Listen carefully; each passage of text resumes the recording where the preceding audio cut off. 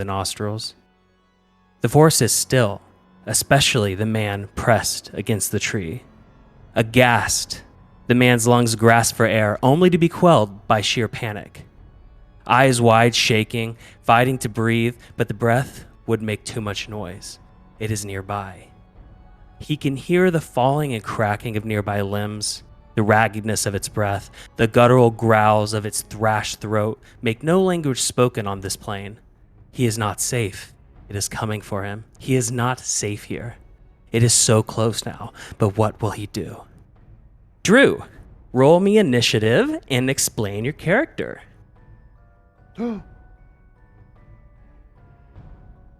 Okay. Peace. Damn. See ya. God damn. You're muted, Drew, by the way. Yeah, Drew. It says there is no active combat in this. Oh, I got you. Here, hang on.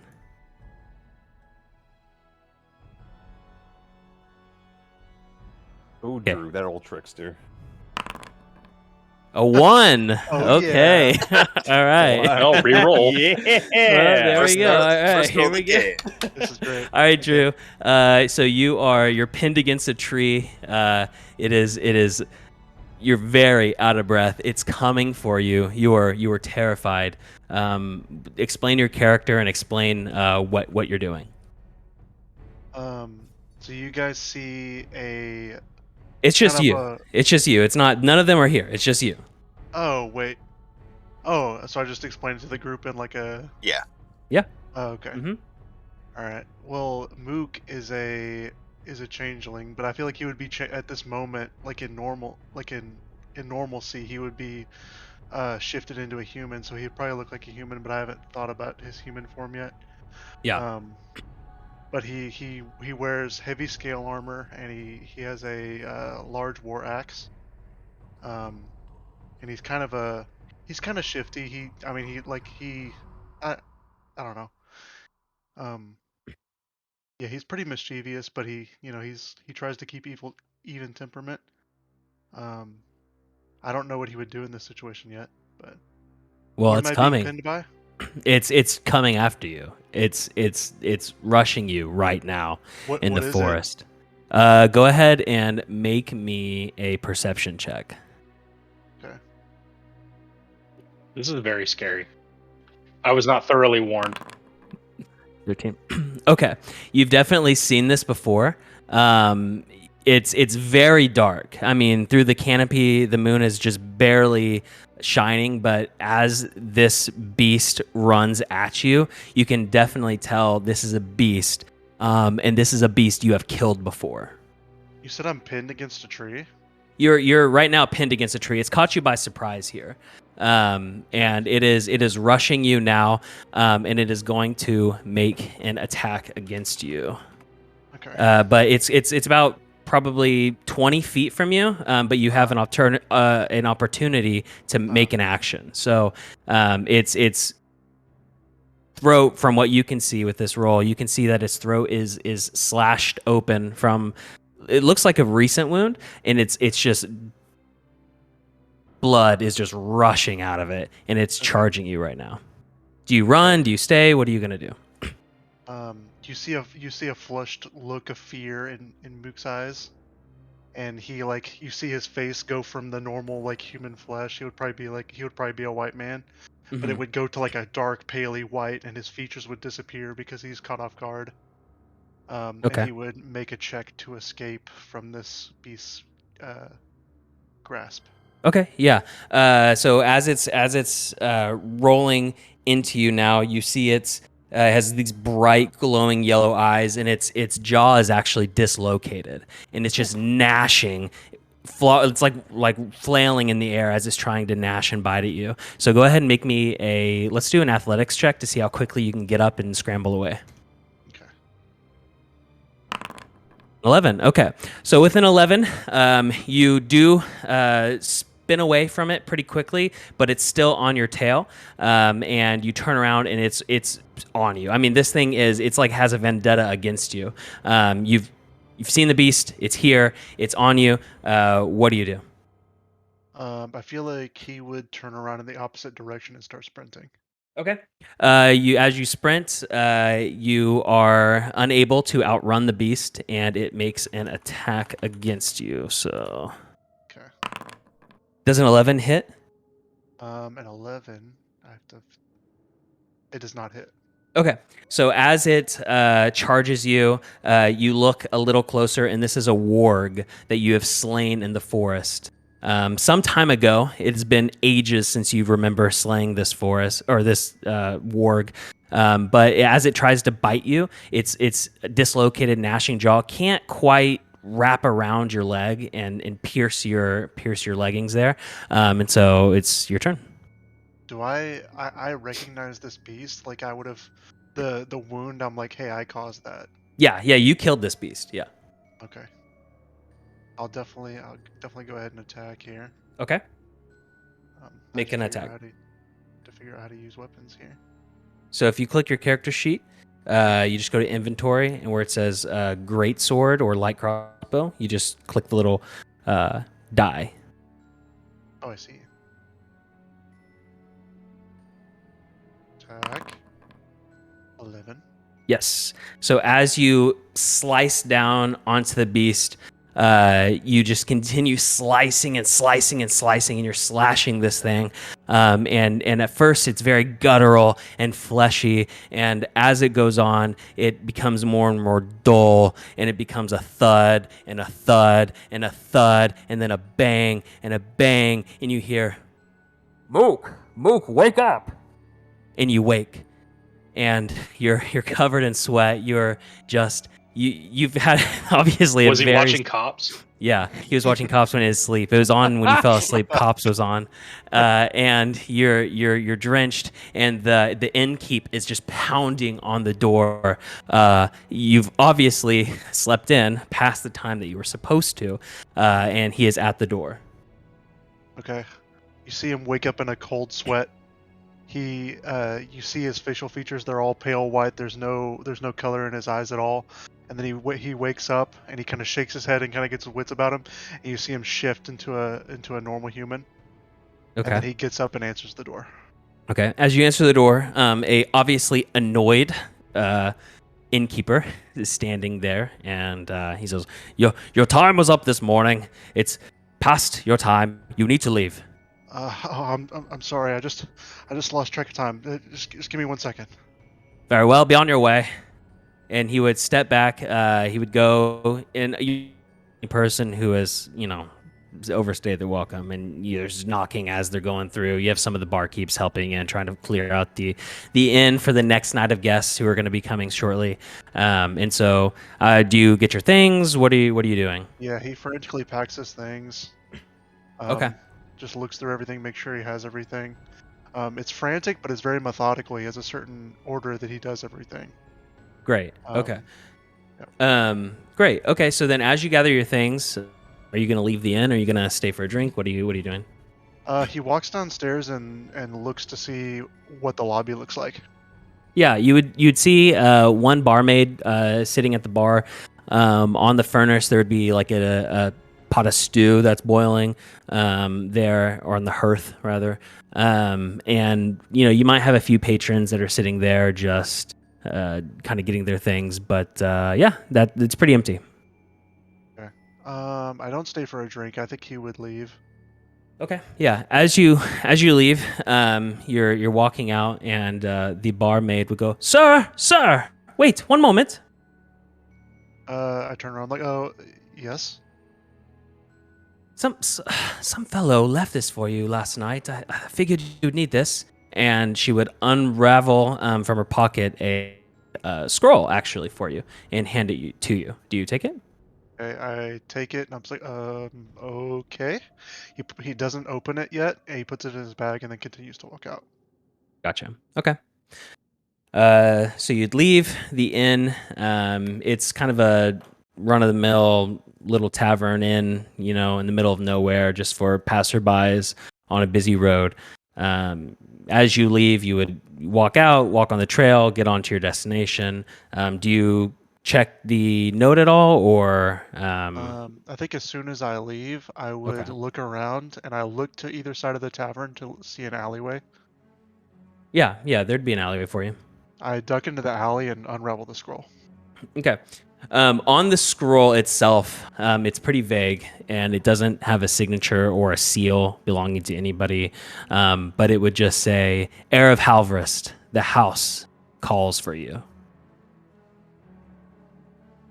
You see his eyes kind of widen, and he sits and ponders for a second, and he's just confused, and he rolls the scroll back up and then puts it back in his bag and continues. Okay. Yeah. And so as you would continue down the path, you would notice, obviously, that the fog gets a little thicker, gets a little harder to breathe. And as you continue to walk, you would look around and realize very quickly that you have no bearing of where you're at. The fog has grown so thick. Would you continue to trudge on? I feel like he would look around. He would do a complete 360 and try to figure out what's going on. Can I see anything? Yeah. Roll a perception check for me. Hmm.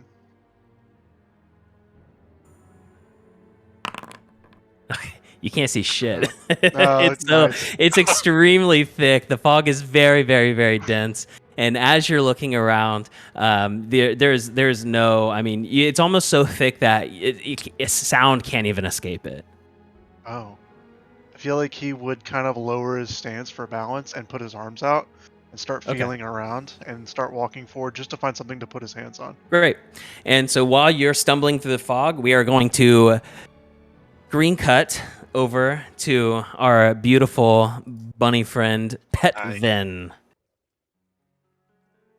Petvin. Is that how you pronounce it, Lance? It is. Okay, great. So Petvin, you are sitting in a bar, drinking right now. What is about your character? Tell us what he looks like and what is he doing in this tavern? Well, you'll see what essentially is a humanoid rabbit. He has long brown ears, lighter fuzz around the mouth and the tips of his ears, dark brown eyes. Stature-wise, he's about 4 feet high and pretty slim built.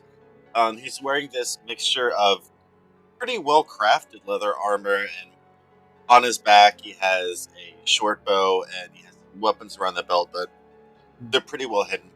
But currently he's sitting at this bar, drinking and eating some tater tots. Eating some tater tots. Okay, are they like vegan tater tots? Is this a vegan bar or are they okay, cool. And where about are you at? Do you want to share that or no? I'm not going to share, but Great, that's fine. bar does have an otherworldly feel to it. Yeah. Okay. So as you're drinking, I mean, would you just continue to drink and drink? Yeah, he's chatting with the bartender. If someone sits next to him, he's going to start chatting off their ears. Okay. Yeah. A non-vegan tater tot. I mean, I'm asking like, does it have bacon bits? There's cheese. No meat. No meat. Okay. Cool. Kyle is asking. Sounds delicious. Yeah. Okay. So as you're drinking, you think through your past, you think through your family's legacy, you think through your failed endeavors as a merchant and all that you've let down. And you see that there's just it's almost as if the more you drink, the more your sorrows and your anguish just begin to kind of bubble. Are you pretty open with the people around you about what you're experiencing? Yes. Okay. So you were that guy at the bar who was just like way oversharing and everybody's just kind of feeling a little uncomfortable.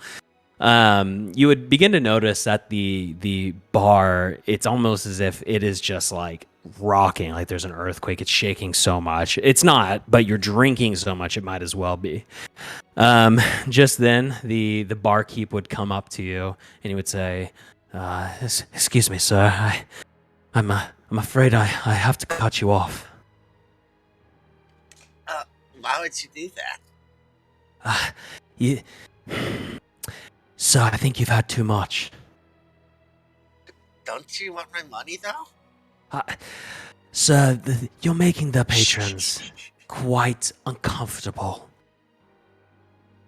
I look around at all of them. They look wonderful to me. They seem fine. They're looking at you pretty rough. And as you are looking around to them, it's almost as if obviously the fires are going, and the tavern is unlike the tavern that Mook was in. This tavern is popping. There's a lot of people, lots of activity, and there's a lot of shadows kind of cascading around the bar.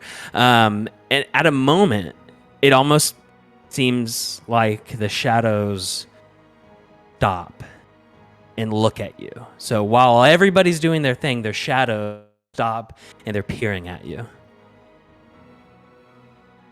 I look at my flagon, and I shake a little bit, look inside of it. What's in this? So it's just ale. I'm afraid I'll have to ask you to leave now. You know what? You're right. I don't like it here anyway. And I will get up to leave. Great. As you walk out, you would notice that the shadows are keeping with you. Where one patron looks to the left, their shadow would look to the right, and it would fix its gaze on you. You would stumble, obviously, because you've drank so much, to the entrance of the tavern and fumble your way out and fall onto the ground. And as you look back, the shadows are following you. They've left their drunken patrons who hardly notice, and they're following you. I will stand up right where I fell, pull out 2 daggers, and look at all the shadows. You want to fight? Come here. You want to fight? As you say that, the shadows would begin to step down from the tavern and would begin to surround you. They seem extremely aggressive. They are not friendly shadows, as you're accustomed to, obviously. And they will inch closer and closer to you. And as they do, your head begins to throb. It hurts.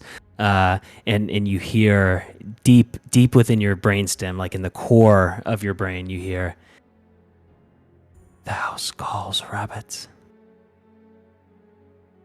Look, I'm kidding. I don't want to fight with any of you. Because this has to do with the Phanmarians. I'm so sorry. Your pleading goes unnoticed. They don't care, and they begin to inch closer and closer to you. Do you run? Scream. Do you stay? Okay, you scream. That's good. They scream. You scream, and you hunker down. Okay. As you hunker down, you hear, "No fear, it will be over soon." And as you are down, the shadows actually surround you, and they would form kind of this they're just shadows, right? So there's no physicality to them. You just see from as the lights kind of flicker, they're moving along with the light, and they would surround you, and the fog would come, and it would get thick and thick and thick until the shadows disappear. Yes, but you also cannot see the tavern anymore. What do you do? So it's just darkness around me? It's just darkness. I hunker down and put my hands around like my ears and eyes, and I kind of like rock back and forth in like a drunken stupor. I like mutter to myself.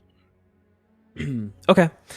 Yeah, as you sit there in the fetal position, the screen would cut away to a beautiful, friendly gnoll named Texagrat.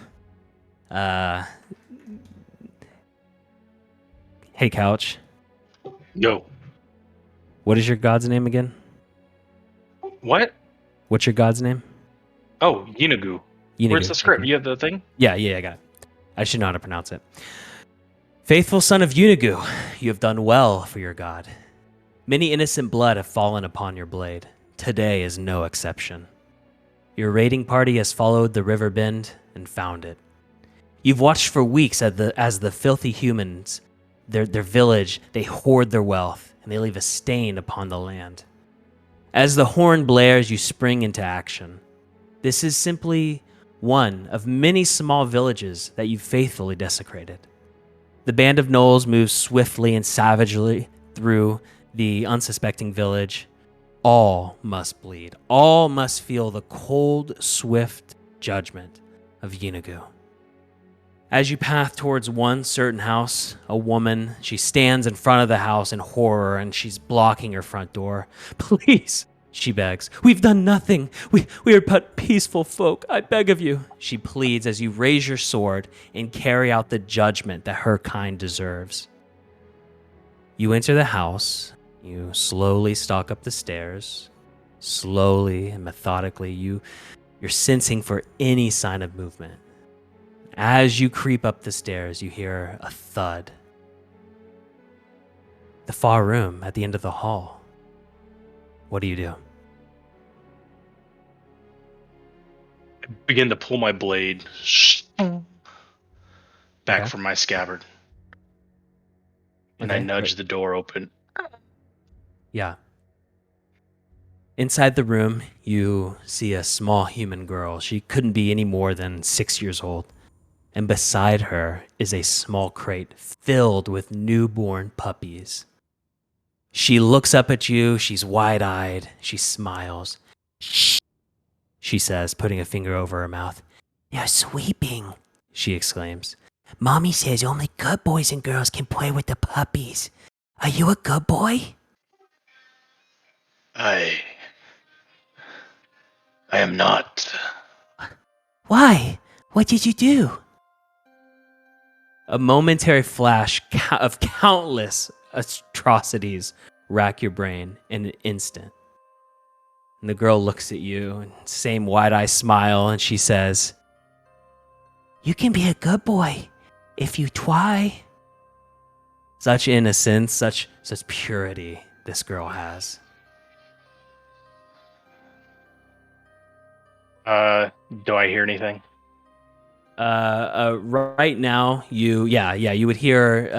I guess the band of gnolls that are accompanying you. They would be following the trail. They'd see the dead body outside, and you would hear some movement downstairs, and the sound of footsteps. Get under the bed, little girl. And take your pups. As you're, rushing her under the bed, you would hear a cry out, "This one's dead. Check upstairs." Hey, quickly, under the bed. Okay, a moment later, after flushing her under the bed, the door would burst open, and a gnoll would say, "Texagrot, what are you doing up here?" I was searching for nothing. There's nothing here. Let's move. Okay. So as you would turn to leave, a sound of a small little whimper, like a puppy whimper, would be heard from under the bed. Excuse me, I still have some bone in my throat. The gnolls that are with you would look at you and kind of seem not super convinced, and they would say, "Step aside." I tell you, this room is empty. Come, there's more houses. "Step aside, Texagrot." I'm warning you. Leave. And I begin to, my sword is at my side, and I begin to pull it and grip my fingers tightly around the hilt. Okay. As the Noel would see this, he would instantly recognize, aggression, and would begin to draw his blade as well and say, "What are you doing?" Immediately thrust my sword through his chest and pull him in close. Okay. You stab into him. The blade goes deep into him, and you feel him kind of wrap his arms around you tightly.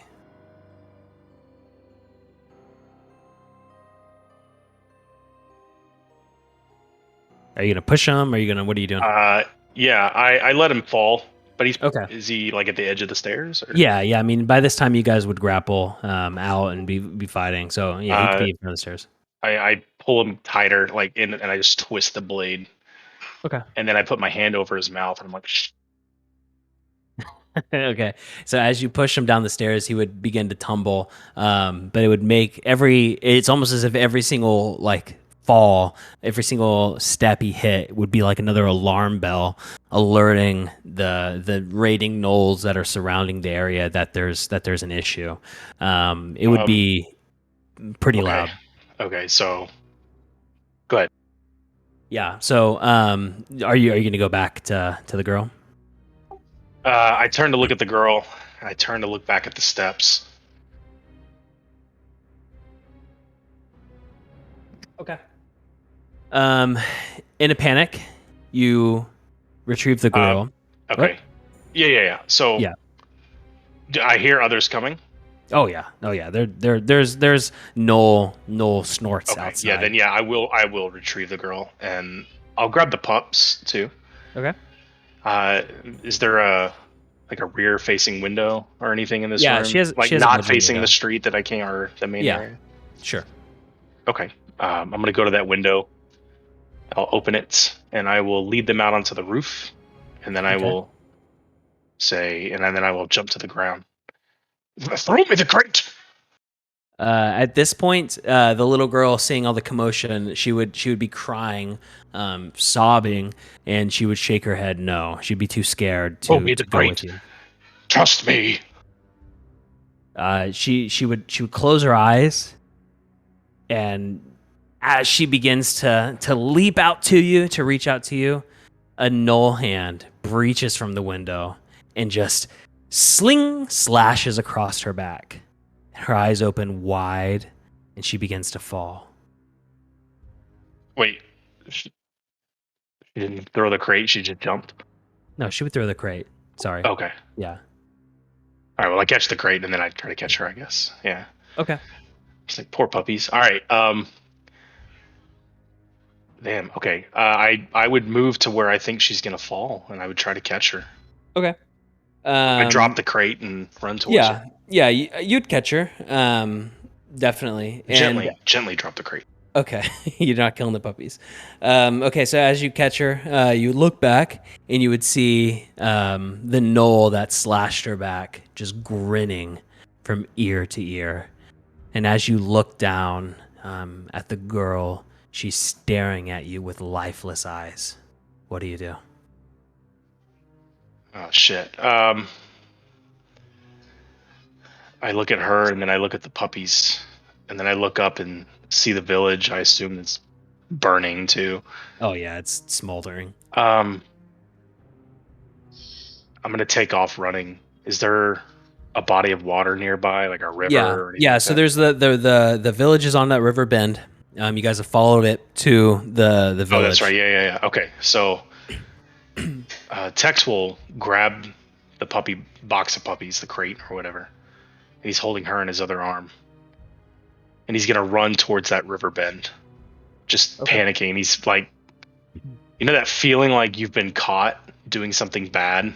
Like that's what he feels. Like it's just tingling down his spine and everything, but he's adamant. He's like, he doesn't understand this feeling he has, but he just has to get this little girl away. Okay. And I move her close to the river bend, and do I see any, like a big bush or anything, or? Yeah, so across there's river shrubbery around the river. Across the river there is a dense forest like across, but you'd have to cross it to fully get there. Is anybody behind me, or do I have time? Oh yeah. I mean, you have a little bit of time, but the gnolls they're coming for you. The grinning gnoll is at this time sharing the misdeeds of you and the betrayal, and the weakness that you've shown. You're in a tough spot. How big is this river? It's not huge. It's kind of like it's a river bend, so it would be much more narrow than just a full on like straight river. You could cross. I'm going to hoist the child over my right shoulder. Okay. And then try to hoist the crate of puppies over my left shoulder, and I'm going to try to cross this river. Okay. As you are there, your heart stirs from the embrace. Such tragedy, such loss. Your head spins, and as you try to keep your footing, you begin to stumble backwards.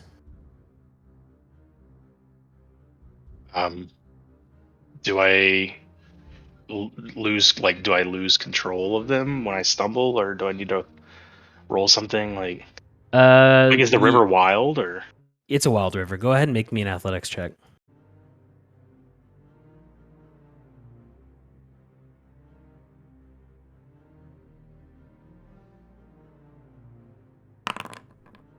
Okay. Yeah, you're good. Your head stirs and you fall with them, but you're holding on to them. And as you get into the river, it's madness and it's raging, and it is just fierce. But you're just slowly I able to. realizing that the river is a little too strong, I'm going to embrace the girl up to my chest, lean back on my back some, and let the river carry me. And I'll try to just hold the box of puppies the best I can with my right hand. Okay. Okay. As the river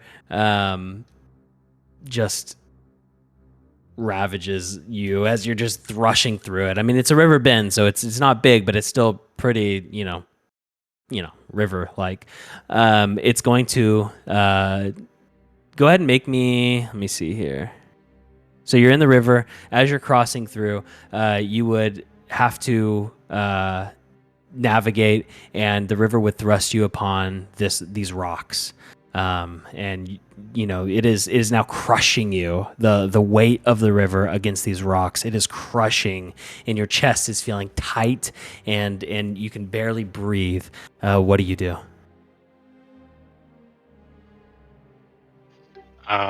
Shit. I'm probably panicking, like trying to decide the puppies or the girl, but does it you said lifeless, like this girl is gone, right? She's dead. Yeah. I still just don't want to let go. I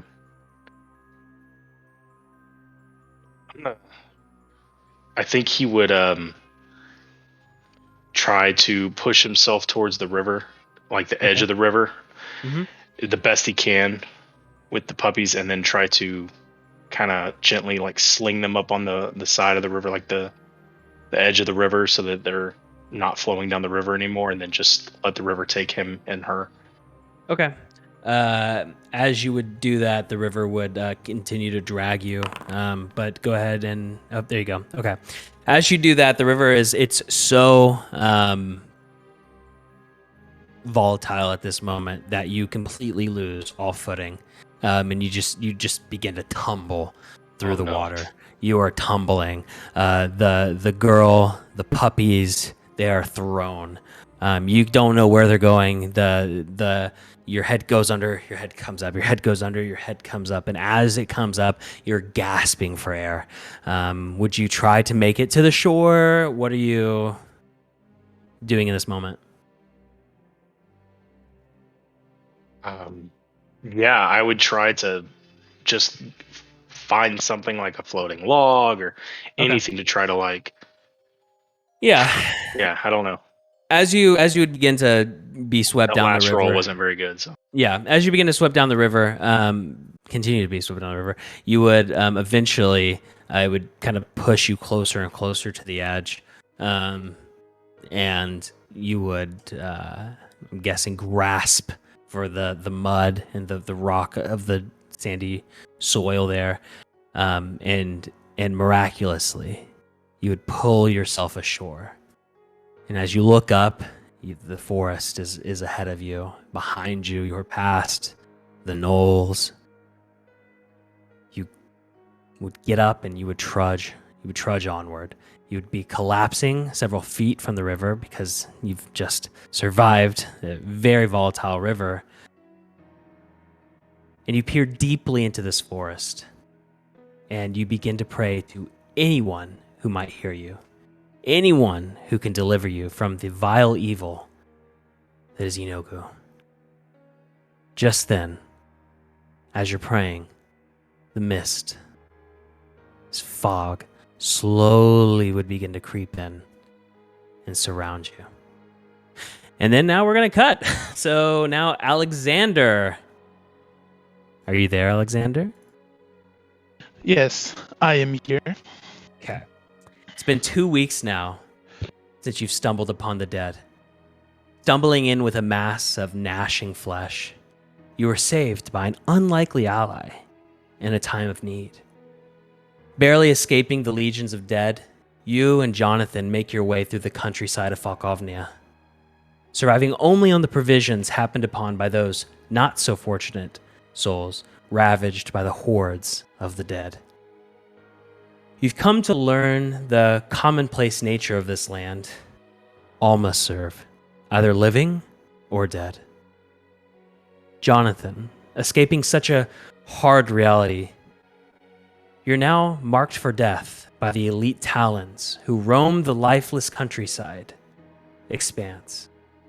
On the orders of Lord Drakov, any who fail to protect their homeland from the endless zombie legions are themselves to meet the same fate as your lifeless enemies. You've both stumbled for quite some time now, that is, until today, and upon the hill, stretching across the expanse, you see tiny black dots. They're drawing closer and closer, and at a glance, you look really hard. Go ahead, both of you, make a perception check for me. And then after that, describe your characters. Okay, describe your characters for me. Fucking wicked. Jonathan is a 5'10" humanoid individual, wearing a breastplate and helmet of an old army battle that has been long since been forgotten. He carries with him a pair of hand axes and a sawed-off shotgun on his backside.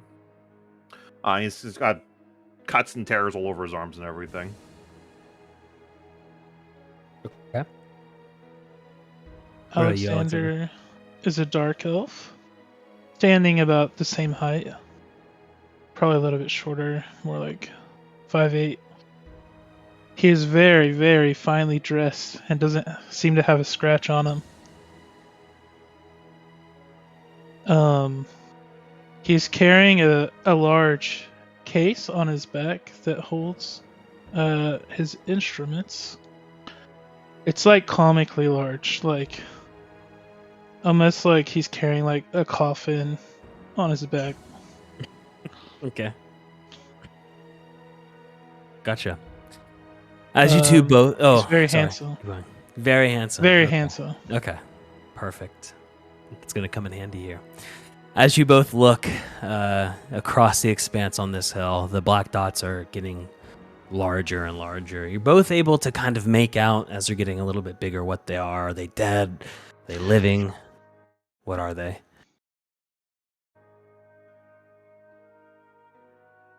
The only thing that you realize is that these are the Talon Guard. The Talons, as they're commonly referred to. The elite guard of Lord Drakov, who are searching for those who have abandoned their post and have essentially given up defending the cities of Falkovnia. You do know, Jonathan, that the price for being caught by the Talons as they roam through the ravaged countryside is death. As they get closer and closer, you would quickly glance around, and you're on the outskirts of a village that was hit by the hordes pretty recently. You would see a barn down the way. It's in horrible shape, but it's there.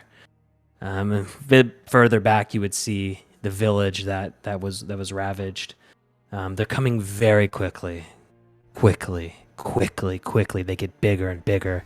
They're racing towards you. It's obvious they see you. What do you do? Does it seem that Alexander is also worried about the Talon Guard, or no? I have no idea what these are. Well, I'm getting the fuck out of here. Are these friends of yours? No, they is not. The Slayer needs to get out of here. I run towards the barn as quick as possible. Okay. Alexander? What are these? These are, from what you can tell, these are, and you would have heard. So if you've met any living, in your time here in the wonderful paradise of Fokovnia, these are the Talons. They are the elite soldiers of the king of the land. You would know that they're tasked with patrolling for deserters, those who have fled out of for any reason really, and are not acting as the last line of defense against the raging hordes of undead that assault the entire domain. And they're very quick. They're coming very quickly towards you now. He in it's he just took off running, Jonathan. Yeah, I'm right towards the barn right now. Barn. Okay. I'm going to just stand there and I'm gonna get out my papers. These are definitely fake, but they look legit. Okay. Go ahead. Yeah, that's great. As I have an ability if you want me to link it, but please do.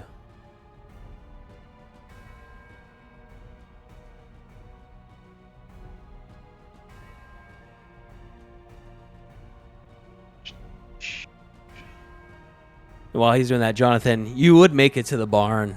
You would look back and see this. It's almost as if you would have to feel pity for this elf. I mean, you know the treachery that are the Talons. You know what they can do. Are they going to kill a drow that's just walking about? They will this? kill. Yeah, you know that they are set to torture and kill anybody who is not acting as a last line of defense against the hordes of undead, and that Lord Drakov himself, you've seen the flayed flesh of those who have deserted, posted outside the cities as a reminder to all that you serve either in life or death. All are called to serve. So you would know that they get him. Just fumbling with papers right now. Yeah. So as these Talons are rushing towards you, he's sitting there like fumbling with his papers. Yeah. I turn my head over my shoulder real fast to see what he's doing. He's just like flipping through papers in a file, and I'm just like, mother. I pivot on the point here, and I run back and I grab him by the case, by the strap of his case here, and I yank him. What are you doing? We gotta get out of here. I have a plan for this. No plans. We gotta get out of sight, out of sound. Okay, if you say so. But yes, I say it'd be so. worse if we get caught. Well, I got a plan B in case something happens. Very well, quickly. All right then. I go to the door. Is it locked? It is not locked. It is a shabby old. It is like crumbling, but it does open for you.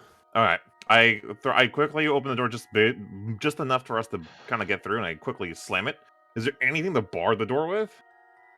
Yeah. You would have little pieces of wood that you could bar it with, that maybe previous farm hands used to kind of make sure it's like jerry rigged so the cattle don't get out, all of that. But yeah, you would be able to definitely do that. All right, you hand me the pitchfork right there. I'm gonna bar the door. Okay, here you go. I snap it in half, just because, and I bar the door with it. Do you use your knee to snap it in half? Yeah, I do. Okay. Oh, hell yeah. Don't you think they saw us come in here? It's not like we were walking around sneaking. Well, I'm hoping that the sight's not as good when they're far out there, but we gotta hide in here anyway. Should we hide or something? Yeah. Is there anything to hide in Yeah, here? there would be stale bales of hay that have probably had the dead in there. There's some blood on them. Maybe some villagers gave their last lines of defense around here. Right. But yeah, there's some stale bales of hay that you could hide in. I look at Alexander like, what are you fiddling with, by the way? And I snatch the papers out of his hand real fast to see what he's fumbling Hey, be careful with those. Wait, is this supposed to be a false identity? It just makes living on here? Those are duty papers. Duty papers. It's Look. shit. I'm a healer. See, it says right there. Go hide in the hay bale. I pushed the papers back into him. Can I do a perception check to listen out for any animals? Of course.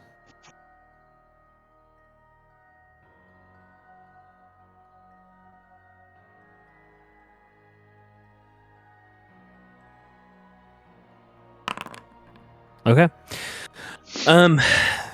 Anything on the ground that has a pulse has been eaten by this time. I mean, it is the hordes of undead have just been relentless, and so you're not going to find any or hear any Living things. any living things. The only things that are living, probably for a 50-mile radius, are you and these talons. Okay. You do hear, a crow, cawing here and there, but nothing, no animals nearby. No.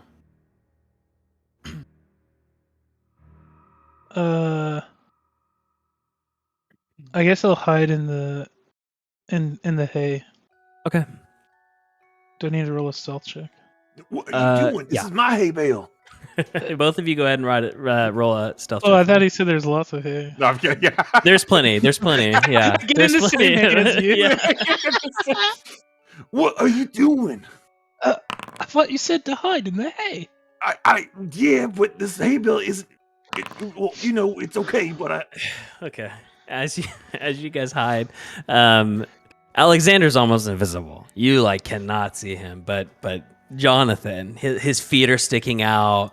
He's very easy to find. So, as you're sitting there, you would hear the galloping get closer and closer, and the talons would be yelling out orders to each other, and they're searching the village pretty thoroughly. You have some that have gone deeper into the village. You have some that are kind of searching in the trees. You can hear their pikes stabbing at random bushes. They're looking for you ruthlessly.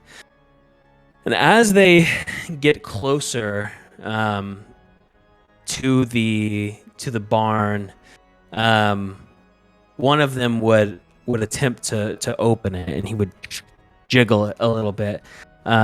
Realizing it's locked, he would call out and say, "Oi! Are they in here?" "I don't know." Another voice would call out down the way, and then you would hear another say, "Let's burn it all." Oh, that's not good. And as they say that, not yet. You don't feel it. You don't feel heat or anything. But you would you hear hear the crackling flames around us. you would hear. Sorry, you'd smell. Begin to smell kind of fire, but it's not here yet. Both of you go ahead and roll me a perception check. Did you fart in here? What is that smell? Okay. Yeah, that's good. So, Alexander, as you just sit there and mind your own business, Jonathan. I've got wax plugged in my nose from being. In the barn. Yeah. You're plugging your nose. You can't really. Jonathan would begin to hear the movement near the barn, and you would very quickly know that. And you would also know this just because of your experience here, being a native to these lands, that the only way after you kill anyone to truly make sure they don't rise is to burn them. And so it's very likely that they are burning the whole village, your barn included. And as they burn through the village, they eventually would get to your barn, and you would begin to hear the crackling of fire. You would hear them laughing and making jokes and cutting up, and they would say, "Well, if we can't find them, we'll smoke them out." And the smoke would begin to fill into the barn pretty thickly. I mean, it would be really dense now, as it crackles. I Well, last thing I want to be is in a fucking hay bale if it's on fire. I can't have him. Oh my god, it's on fire. We gotta get out of here. Just then, Jonathan, What the hell? you would hear in the back of your brain, just deep in your core, Slayer of Death, fear not, your benefactor is here. And from the What? crackling, it would be very, very loud, and the flames would be hot, and you could just the smell, and all of a sudden, silence. What? Alex, get out of here. Is there a hole or something to escape, or do we have to open the door? You would have to open the door. There's only one entrance in. And we don't hear the crackling of the fire anymore? You're nothing. I'm gonna quietly walk over and open the door and peek out. There's holes in the barn. It's Oh, a yeah. I wanna shoddy look barn. through. You could look out. Okay. As you look out. I ready a hand axe too, just in case. Okay. Hand axe ready. As Alexander looks out, he sees nothing. The thick smoke is still in the barn. It's not enough to kill you, but it is enough to make you uncomfortable and to fill your lungs a little, make you throat hurt. And as you would look out, you would see nothing but gray. What? Appears to be clear. What the hell? I What open the sort of- door. Magic and wizardry is this? As you open the door, the thick fog would roll into the barn. It would just cascade in. It's very thick. It's more dense than the smoke actually. You can breathe fine in it for now, but yeah, you're standing there, and it's almost as if you can't tell what happened, obviously, but there's just fog all around you. Does the fog Are you seem still magical? there, Slayer? Jonathan, you know this is the mist. Okay. Yeah. What the hell is Okay. this shit? I'm right here. Where the hell is you? I'm full. Alex! Alex!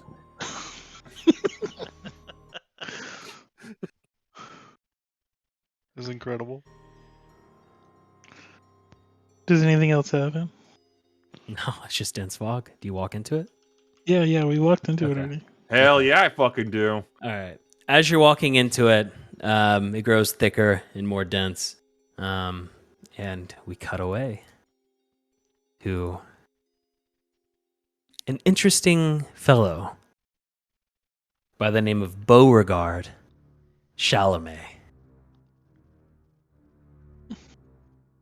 For 4 weeks, you've been at sea, and you're slowly developing the wits of a true sailor. It's your turn on night watch, and the sky's clear. The salt, it hangs in the air. It's very fishy. Cool breeze wisps past your face. Explain what you're doing right now, Timothy, and what you look like. My name's not Timothy, it's Beauregard. All right, sorry. Beauregard Timothy is my Chalamet. cousin. Sorry, yeah. No, not Timothy. Beauregard. I'm on the ship. I'm about 5'6", which isn't tall for a human, but taller than a halfling. Okay. I'm basically Trent with a wizard cape. Just think of that, and a little bit darker skin. Okay. And I'm taking the white notch, the white notch, and reading from my wizard book to study. Okay. As you sit there on the night watch, you are feeling pretty confident. You've done this a few times. You really, being a sailor isn't in your background, but it is the adventure you've been looking for to get away from all the bureaucracy and everything you've previously known. It's freedom. And as you sit there on the night watch, you begin to hear this clanking off the starboard side of the boat. And as you hear that, you're really far out to sea, and a fly darts past you in the breeze. Just one fly. At first, and then 2, and then 3, and then 4, and then 10, and then 20, then 50. And as you are sitting here at the night watch, the clanking continues, and it's louder, and the buzzing of the flies gets more persistent. What do you do?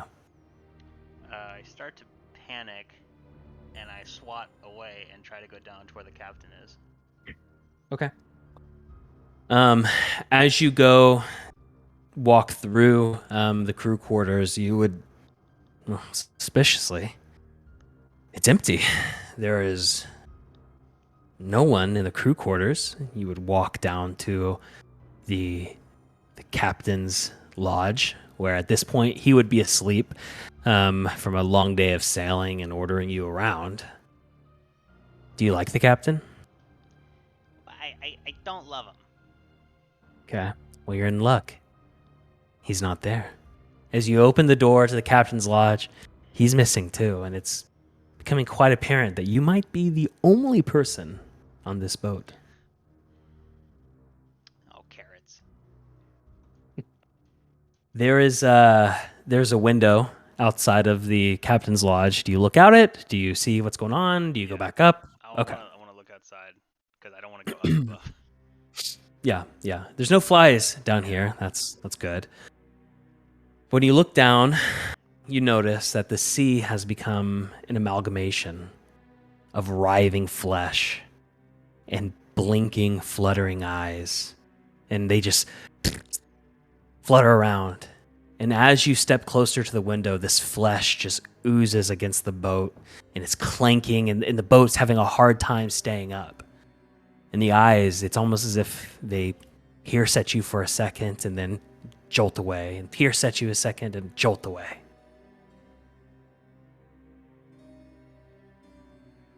Well, that's troubling. What do you do? I start panicking and searching around as much as I can to try to find someone, or start Okay. barricading the door as the best I can. Yeah. As you begin to barricade the door, are you still in the captain's quarters? I'll say I'm out in the open, Okay. like not on top, but underneath. Yeah, like in the crew's quarters. Yeah. Okay. As you're doing that, the flesh, it's a very, mushy, fleshy sound, and it's writhing against the boat.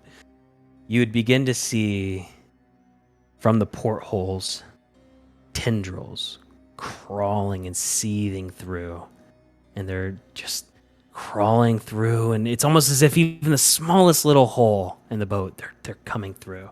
And the tendrils get closer and closer and closer. And at this point, you realize you're cornered. And as they begin to slither closer, and they touch your leg, and they begin to wrap around you. And as you struggle, you can try to struggle. You do. They push back equally as hard, and they go up your body, up your, and they enter into your nostrils. And they slither into your nostrils, and they pierce your brain. And you go numb. And as the screeching begins, it's loud, and you can't move, and the tendrils are just, they're violating you, honestly, through your nose, and your life flashes, and there's this echo screeching through your mind. You awake, and the boat is on fire. The crew is they're shouting, they're angry, and they don't know what's going on, and they say, "Beauregard, quick, get to the safe boat, get to the lifeboat."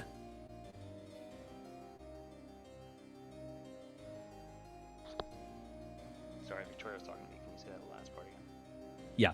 As the tendrils pierce through your nose and go up through your nose and get to your boat, you wake up to a jolt. The boat's on fire. Oh, and the crew is panicking. It's just continuing to shake and to jolt and knock, and obviously these sailors know that you are not you're not much help. You are the night watch. You make sure that you're the person who alerts the people when things go wrong in the night, and they scream out for you to get to the safe boat. Come on, guys, let's go. Okay. And I rush. As you go up, you run, and it's pitch black except for obviously the flames that are on the boat. You don't know why. Flames, they almost look eerie. They're have a greenish tint to them. And as you see the lifeboat, and it's getting full. I mean, people are just they're abandoning their posts, right, trying to get to this thing. Are you gonna run to it? Yeah, I will run. Okay. You run, and as you jump, the boat shakes. Go ahead and make me an athletics check.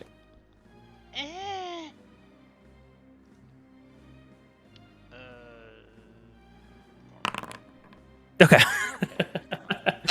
as you jump, you hit the side of the boat, and your crew tries to grasp for you, but you fall and you plunge into the sea of black darkness. And as you do, it's almost as if you can hear the screams of those who have died, and they're screaming so loud, and it almost mimics the echoing that you heard before, but not quite. This is different. And as you struggle to swim, go ahead and make me another athletics check. I can do this. Fuck! As you struggle to swim, you begin to go down, and you begin to fall, and it's almost as if the sea itself is grasping at your legs and pulling you down.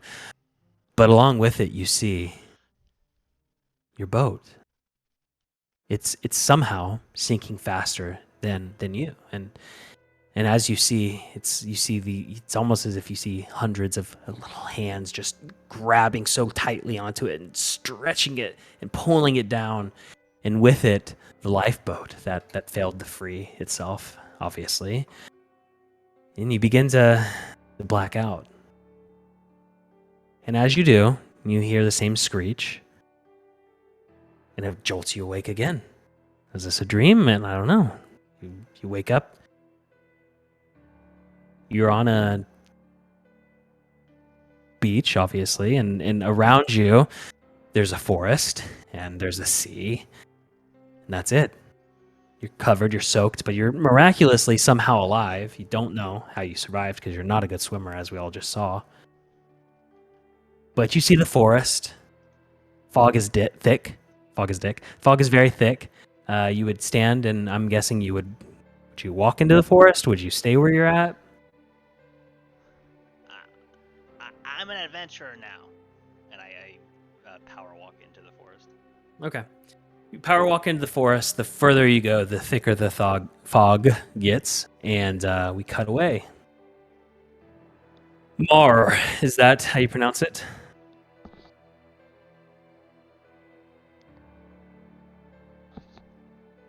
Yeah. Okay. A native to these lands, you know the face of dread intimately. It stares at you, it taunts you, it laughs at your many misfortunes. This night exemplifies that more than most.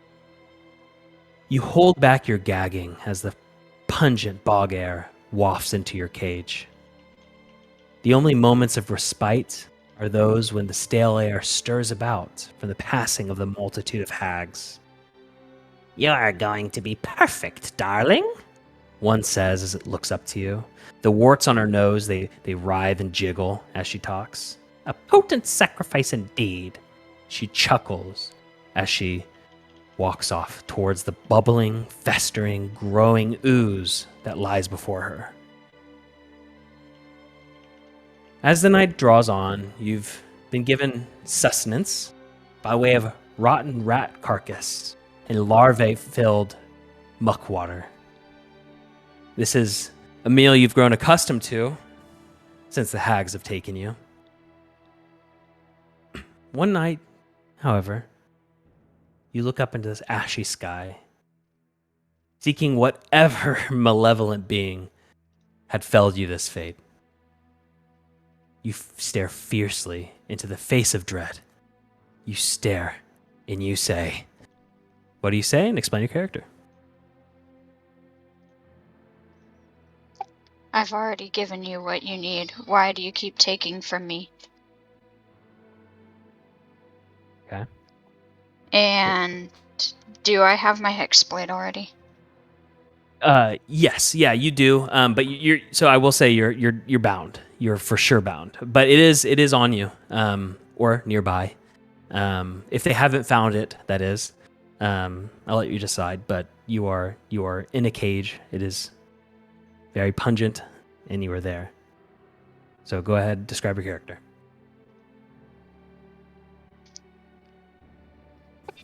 Okay, so I'm a half elf, look pretty human, normal stature. I have my fists and my ankles bound, and I'm kind of writhing in the cave, or in the cage, trying to knock the Hexblade, and see if there's a way I can get it to help set me free. Okay. As you're writhing in the cage, trying to, it's something. I mean, this is days now you've been here. It's almost as if the sky itself looks upon you and hears your plea. And so later that night, as the hags swirl their ooze, they pour different materials, and you've seen them. They feed this ooze other people, and their bones and their any objects that were hidden on them are now floating in the ooze, right? It's growing larger and larger. But this night is different. It begins to bubble a little bit more than usual. So you look onward at the horror, at these cackling hags, and the pustules in this ooze begin to grow. One of them, you notice, begins to grow a little more than the others. And as these pustules grow, the one that's growing more than others explodes. And emits this horrific, this rancid cloud of gas all around you. The hags there, they're panicking, they're coughing, they're choking up blood. They can't, this is, I mean, think of the most rancid thing you could smell. You choke and you struggle to breathe, gasping for just a whiff of that stale air that you had just took for granted. And this fog, it begins to eat away at your cage. It begins to eat away at your bindings, and eventually it collapses. It thrusts you into the ground. Your arms are free. Your hex blade, it's free. And do you reach for it? Are you going to try to grab it? Yeah, I reach for it. Okay. Make me a Constitution saving throw.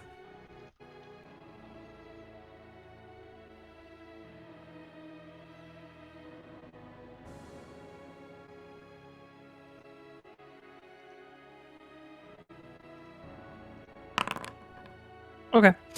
As you grab it, you are definitely having a very hard time with taking on this. This is much worse than anything you've ever experienced in your life. This ooze has exploded and it's rancid, and you can barely breathe. You cough and choke for air, but you're able to grab your hex blade.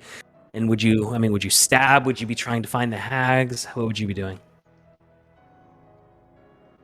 I'm kind of stabbing it into the ground, trying to crawl my way forward to find a way out.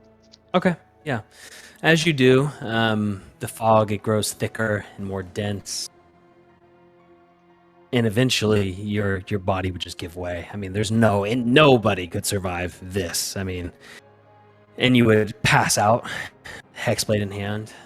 And after some time, you would awake. And that fog that was green and rancid and putrid is now gray and dense and surrounding you.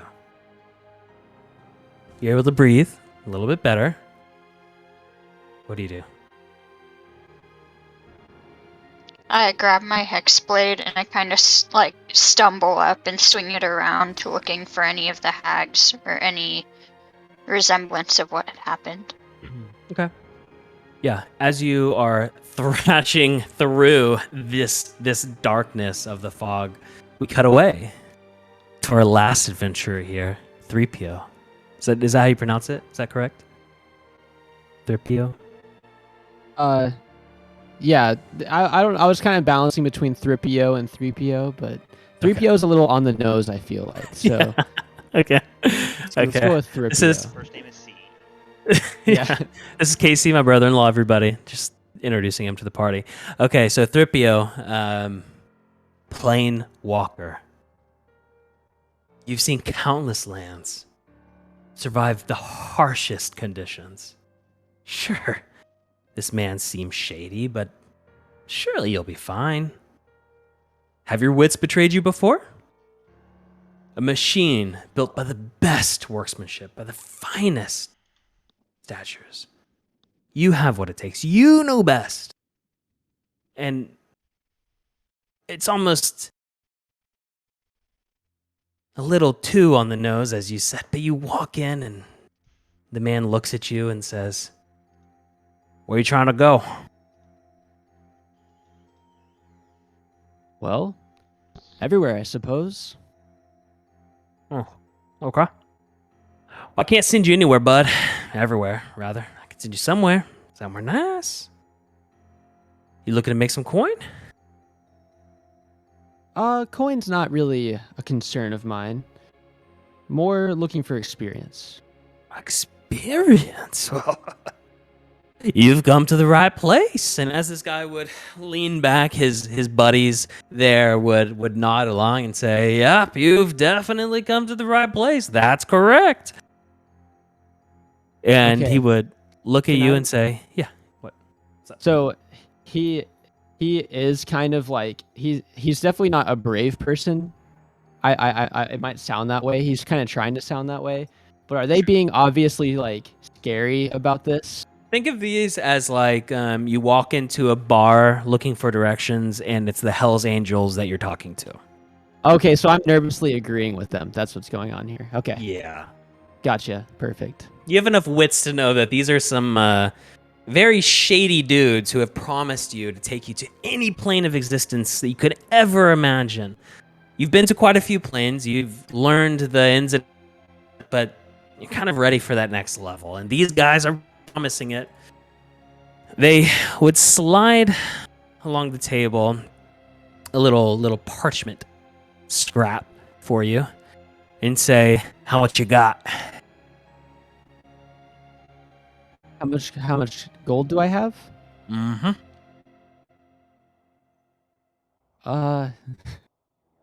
I should probably ask. Do I actually have like just my starting gold? Yeah, you'd have Okay. like 10 to 20. I have Yeah. 5 gold. Go ahead and make me a deception check.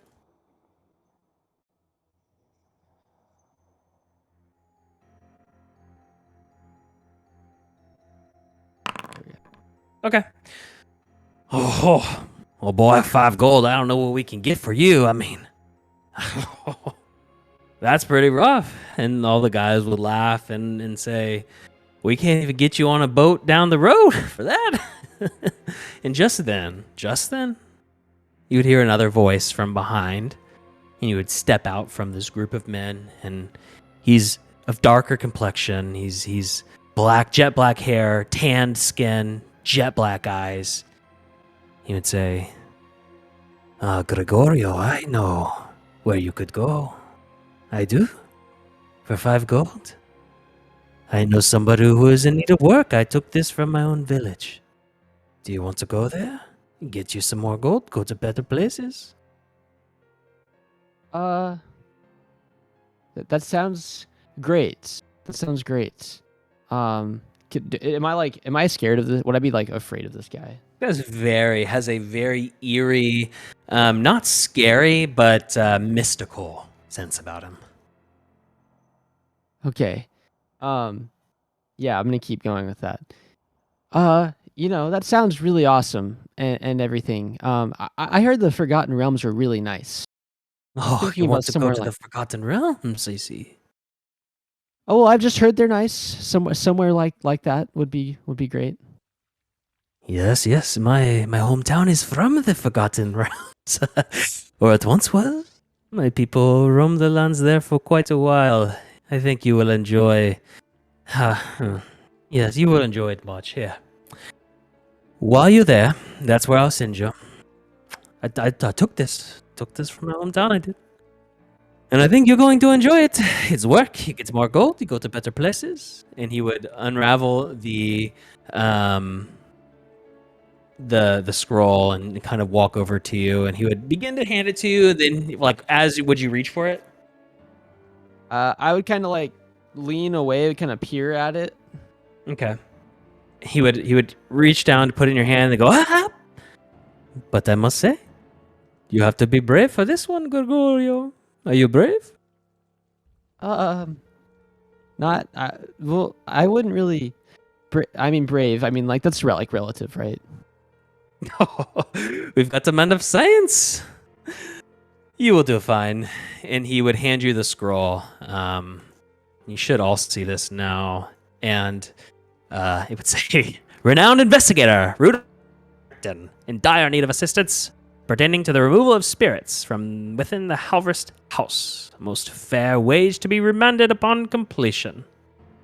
And he would look at you and he would say, This man is a tricky one, Gregorio, but I think you're going to be just fine. I think you are going to find him. You're going to make lots of money, go to very many places, okay?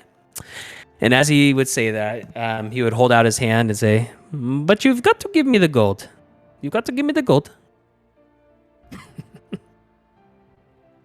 I mean, this is great. Will I take a ship there? Oh, Gregorio. And as you say that, all the other guys would laugh. And he would say, no. You take no ship. I give you potion. I'll take you there.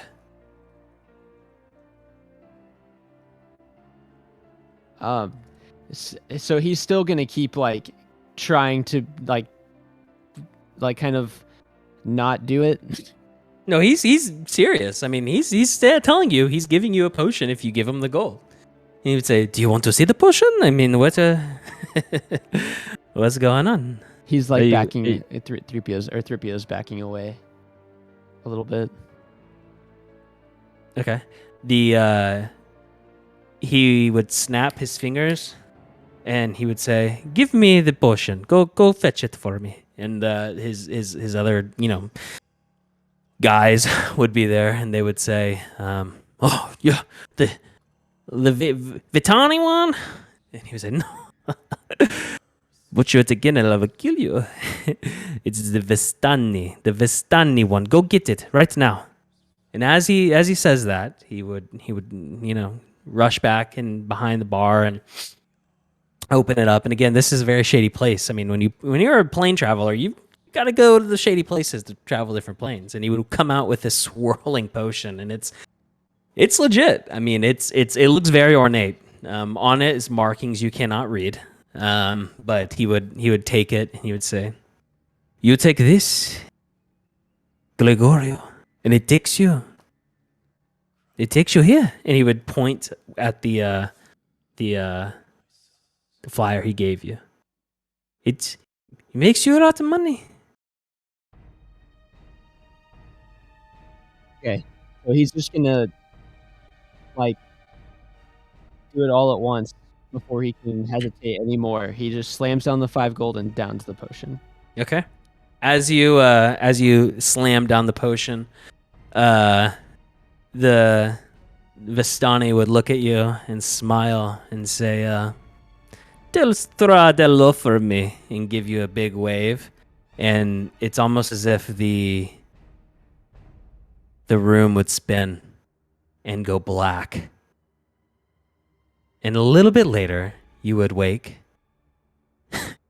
And the fog, it's there. You don't know how, you don't know what magic this was, you don't know anything. But you do know you are no longer wherever you were.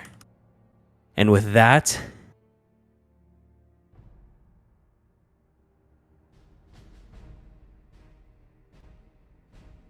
the fog lifts for many of you. As you step through, Mar, you're still slashing. Many of you are frazzled. You're not sure what's going on.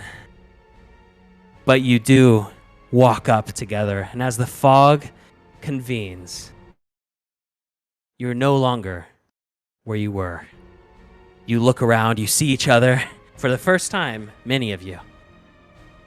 What do you do? I blow out a puff of smoke. What in the hell? And I see the knoll. I pull out my shotgun. I will send your unholy, ungodly self back to whence you came, back to hell where you belong. My character's on the ground whimpering. My hands are glowing up like I'm gonna blast someone. It's a Mexican standoff here. Back Yeah. off, you freaks! Yeah, I'm back here. Why is there two? Mook of would me? just draw his sword and Testing. look around. Hey, we can hear you, Couch. I don't know why I that can't- one's there. I can't control my token. Can you not? Nope. Hang on. Okay. I can control your token. Oh, Mr. Slayer. Alexander, you better watch my back and sing me a glorious tale of my deeds I'm about to commit right now. I don't think these are foes. They look just as lost and confused as I am. What in the hell are you talking about? This one here is clearly a fiend. Well, technically that's just a knoll. And a creature of unholy and ungodly precedence. No, please. I mean no present. A brief history of gnolls, they were commanded against their own violence. will. It's not Wait, really their Is fault. that the right word? I don't know. Destroy the knoll! I agree, destroy the knoll. As you guys are screaming, destroy the knoll, Couch, can you control your thing yet? No, I'm doomed, I guess. I don't know. The knoll You sunk our have. ship! you I'm have. gonna log out, log back in. Yeah, you have ownership. Try logging out, logging back in. I ripped his dick. As you guys are very frazzled that you've come from all over, from different planes of existence, and all of a sudden you're together as one. Some of you have heard voices, others of you have I'm good. scrolls. Okay, other of you have scrolls, and some of you have heard nothing. Bye. You have no knowledge. A light rain begins to drizzle as you travel, and when you reach this crossroads here, it's overgrown with weeds and roots of spindly trees. And as you approach the crossroads, the rain makes the cloaked figure standing before you all seem even more unreal.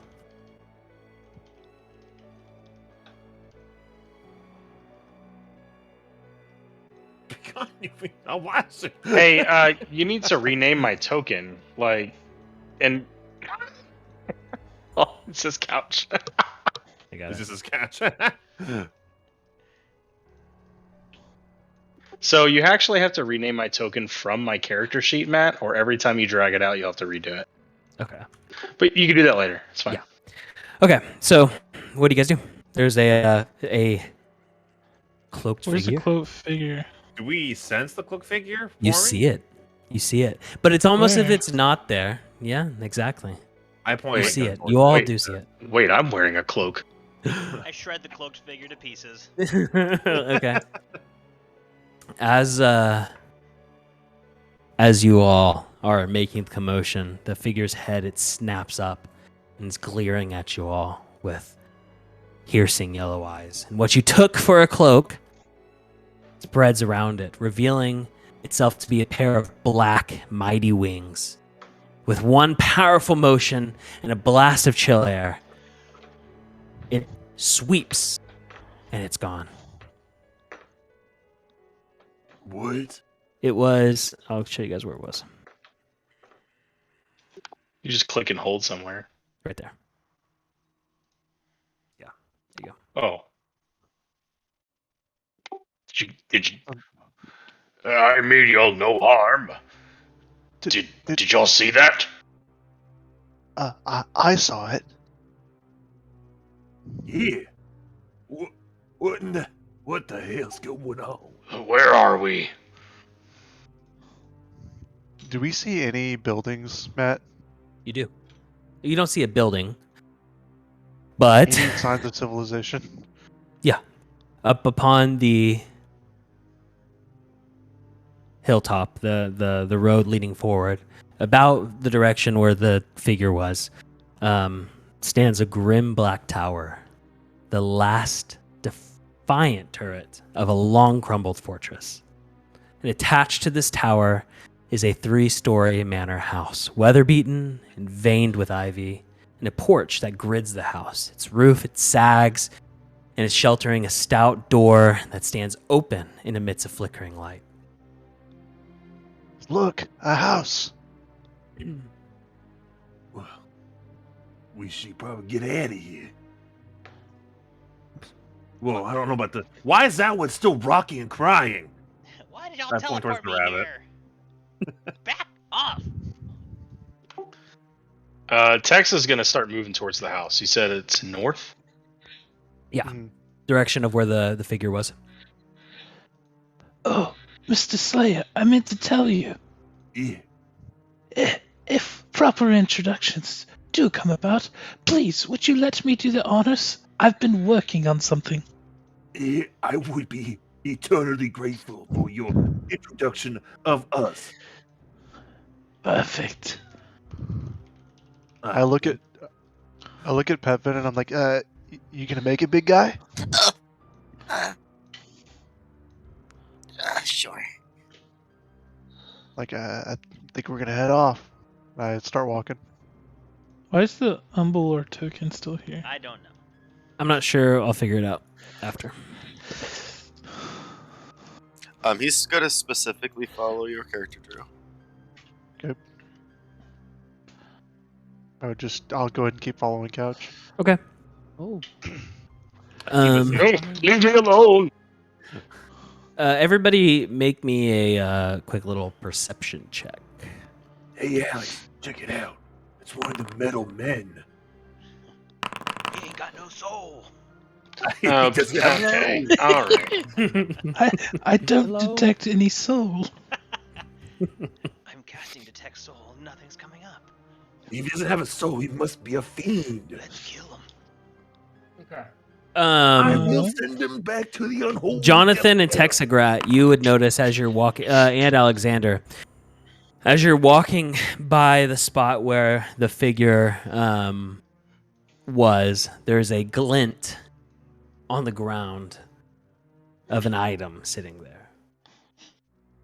Oh, Right here.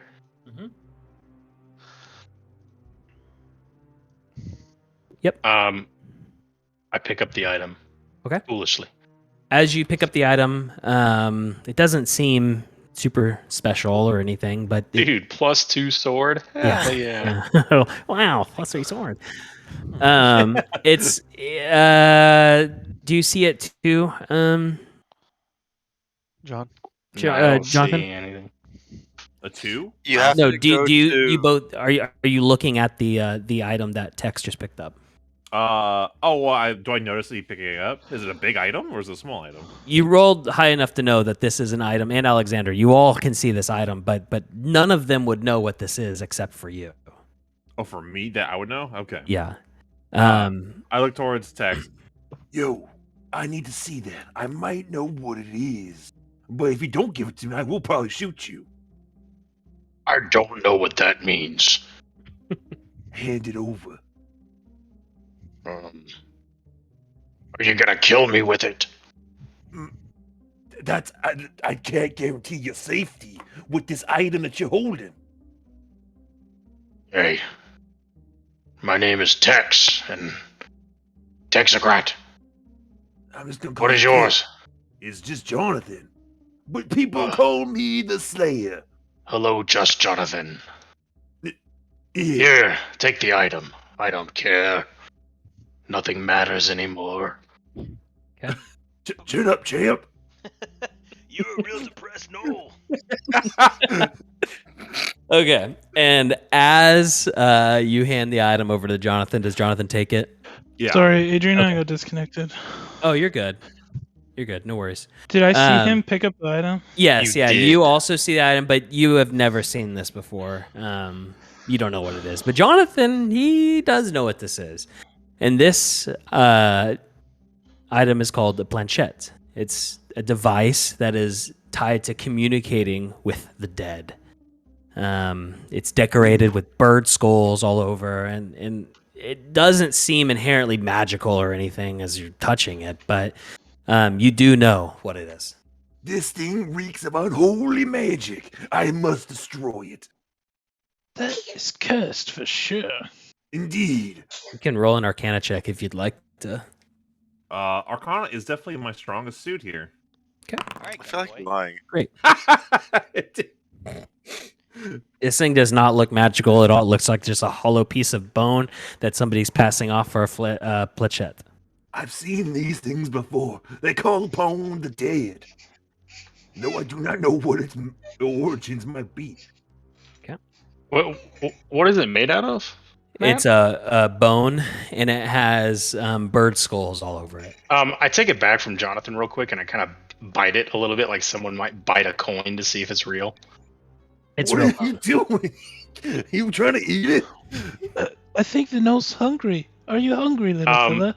Can I tell, because, you know, I'm a fucking knoll, what kind of bone this is?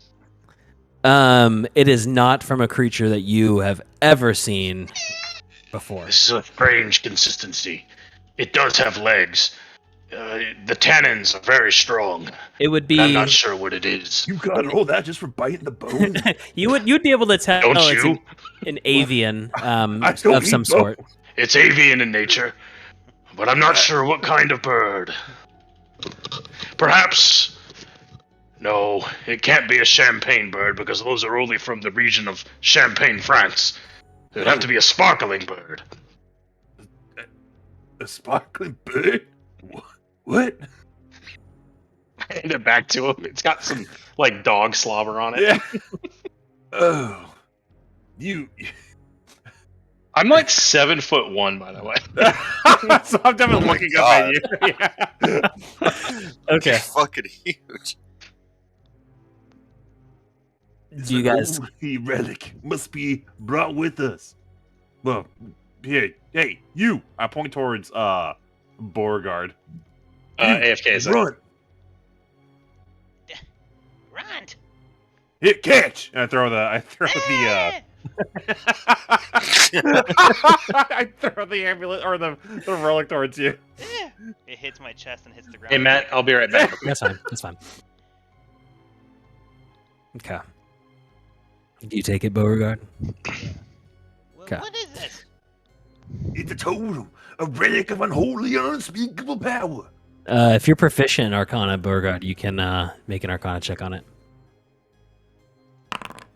Okay. You can sense that this item maybe used to be pretty magical in nature, but it's just a piece of bone right now. I slyly say, "Here, you can have it. Makes your dick grow big. Enjoy." And I toss it back to him. I am comfortable with my size the way I am. No, I will take it. Just safe. Keep it. Adrian, I'm gonna put the baby down real fast. It's fine. Oh, Okay. wait, yeah. Tex asked for who I was. Damn it. And Ryan wasn't here, so he was going to do the intro. Oh, I can do Damn it. it. We'll do it when we get to the house. I'm sure we'll probably... Yeah, when we get to the house. Okay. Yeah. So as you all begin to cascade and walk up this hill to the house, you get a little bit closer. And before you lies the house in question. So let me I'm gonna get this down, but you will walk up the hill here. Are you guys evil? Did you teleport me here? I can ask you the same thing. How Here we go. dare you? What? Well, you seem to be one of the arcane types. Well, you So- are looking at the most powerful wizard in my realm. Just saying. In the room? We're outside, you fucking dingbat. Hello. In the realm. Hey. Sure. Alex, you gotta watch out for this one. He's a little crafty one. Are Okay. we going or are we going? So at the house, you see the hilltop there, and in front of you is a porch. And as you look on the porch, you'd see that it's covered in it's very creaky, very shoddy, obviously, and it's covered in dead vines. It's infested with earwigs, but otherwise it's a normal porch. The front door is wide open. Wide open, and Seems they've been expecting us. This isn't ominous at all. If Jonathan walks past me, I would ask, "Hey, what did you guys find?" It is a relic of an unspeakable, unholy, and ungodly power. Can I? You hear me yell, Yeah. You want it's a it? bird bone! You want to touch it? Wait, why'd you pick it up? Well, you know what? You're probably right. Here, I toss it towards the rabbit. Run from it. I take like a good 5 feet step away from it. I'll walk feels attracted to the rabbit. Not like sexually, just like just seeing him run. He goes, "My type of people." So are they not touching it? Are they leaving it on the ground? I walk over it's and up pick to it up. Oh, Okay. Mook got it. Okay, so Mook has the planchette. Peatfin looks like he's gonna stop you from picking it up, Mook, but lets you do it. Okay. I can handle it. It's okay. And I go ahead and put it. I just put it with my things, and I continue walking. Now, what do you mean that you can handle it? Just don't worry about it. Well, I mean, if you are a fiend or an unholy creature of some sort, I have to put you back. I give John a dead look and it's like, I am not a fiend. I bet. Mr. I don't quite know what you are, but I'll take it if it makes everyone feel better. Since I So, am just a dirty knoll and nobody cares. are you all from? Oh. Are you all from Mithrandian? What the What? fuck did you just say to me? What the fuck did you just call me? I take that as a no. Say it again, rabbit. Hey, Oh. leave him alone. Who are I you, didn't know if visiting y'all were. detective? Well, we're close to Mithrandian, so I thought you might all be from there. With what? Hey, just Jonathan. He said that word again. I know. It's making me angry. I feel so. I feel rage. Okay, never mind. You guys have anger problems. Shut up. Yeah, you guys need to cool it. Before we go any further, I have a proposition. Who's talking? Hey, Me? that's my. We can't That's hear mine. you. You're too far. That's my. That's my friend. You're at least 55 feet away. Come closer. Are you able to? Oh, is my token I got far you. away? Yeah. You're good. You walk I up to can't. them I'm trying miraculously. to get It's almost as if the dark powers take you there. the dark power. Okay. I know everyone's probably a bit confused. Perhaps we could describe what happened to us and introduce ourselves. So Wait, where's your shirt? I'm wearing a shirt for now. Don't tempt him. He does it all the time. Uh, Why don't you I could go first? first. And we'll go over the entire intro sequence again. Ready, Matt? Yeah, that's so good. Thank you. Okay. My name is Alexander Trimblepike. And I have no idea where I am. Hi, Alex. Hello. I woke up in a field and came upon some creatures, and that's when I met this fellow here.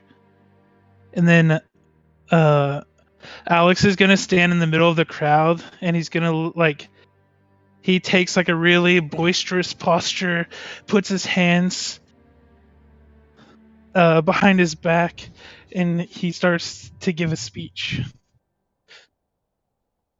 You see, this individual here, he saved me. You might be wondering who he is. Well, let me tell you, Tex because leaves. Hey, it's getting to here the good comes part. the one who holds no fear. He's never shed a single tear. If you see him approach, it's best to turn the other way. For nothing is safe. Not goblin, not demon, nor fey. Who is this mysterious person? No one who's been around him has lived long enough to find out. Killing is the only thing this man is about. Bodies lie about bountifully, much like food at the table of a king's feast. When you go to bed tonight, you better make your peace, because it could just as well be your last prayer. In the cold dark of night, in every dark corner, you can hear the whispers about the Slayer. It is me. I am the Slayer, and I am here to rid these lands of everything unholy and ungodly and fiendish alike. I send them straight back to where they came. I must rip and tear until it is done. I send everything and everyone back to hell. Hey guys, I just killed everything in there. Oh shit! Nice. Y'all gonna do a little dance number now? We do the Team Rocket pose. Tell me, just Jonathan, what have you slain?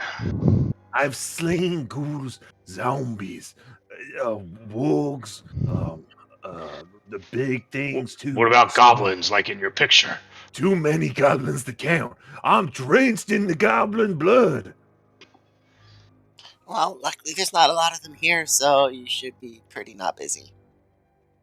Yeah, you're probably right. But I've never seen you before. What the hell is you?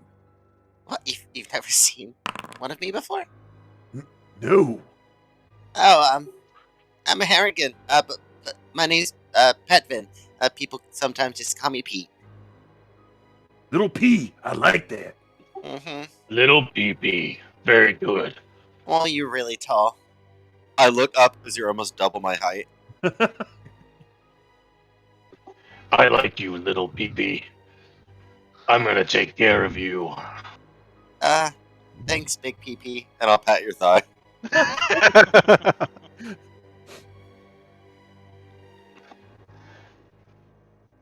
No, it's little P on the big T. Oh, that's Little P in the big T. What about you? And I reach over and I tap the robot next to me. And I knock Oh. on his skull. Dong, dong, dong. Hello? Stop. I would appreciate if you would not do that to me, please. Oh, God! It speaks. Oh my god. I step back. What the metal one? That's the one that you're so shocked by here in this situation. Have you looked around? You are correct. There are other things that I am very equally insecure about. Yes, like this woman here. Jesus.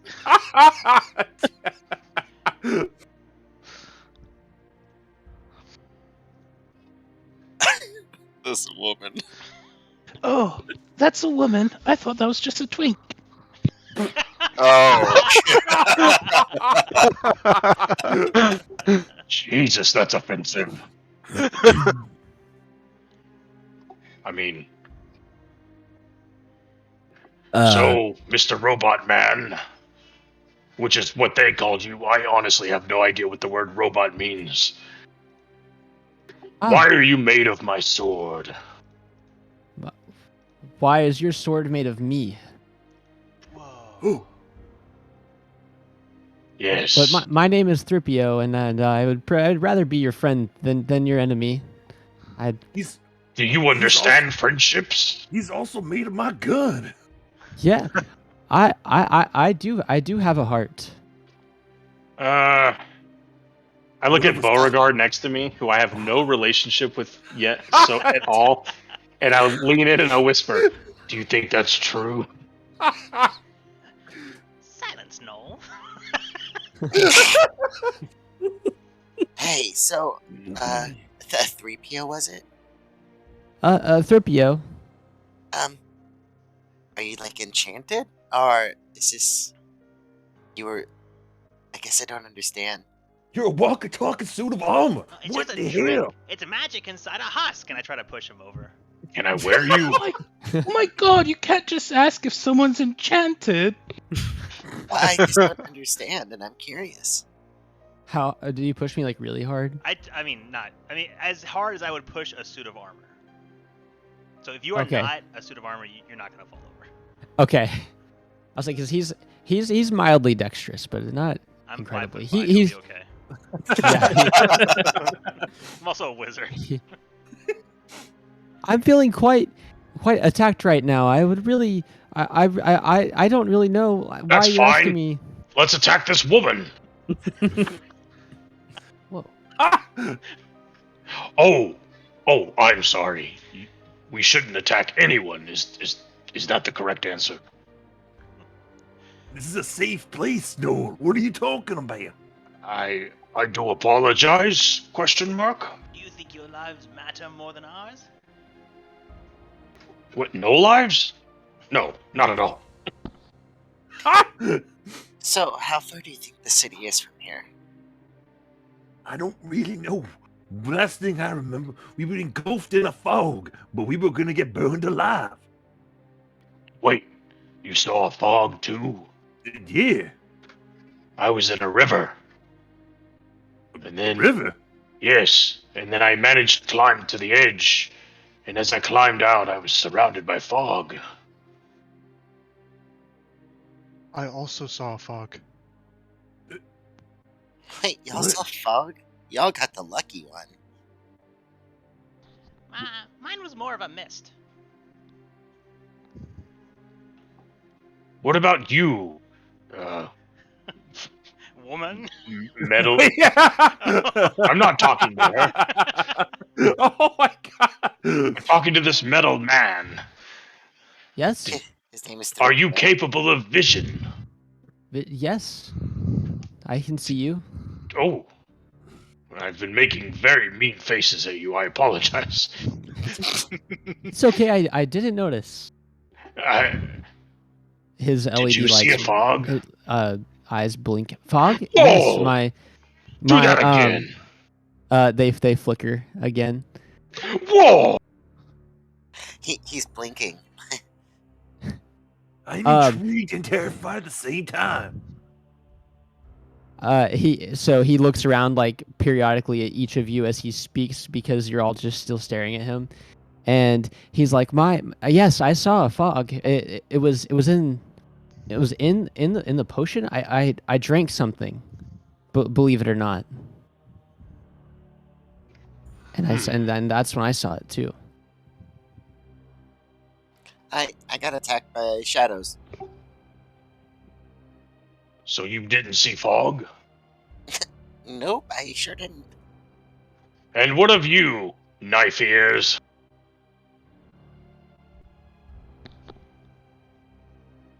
Which one of these are knife ears? Alexander? Oh, I'm looking at the Adrian. woman. Oh. Mar. Yeah, but I don't know that yet. No, I know. What? It's Mauer. Mauer. Sorry. Hour. Joe Mauer from the Minnesota Twins?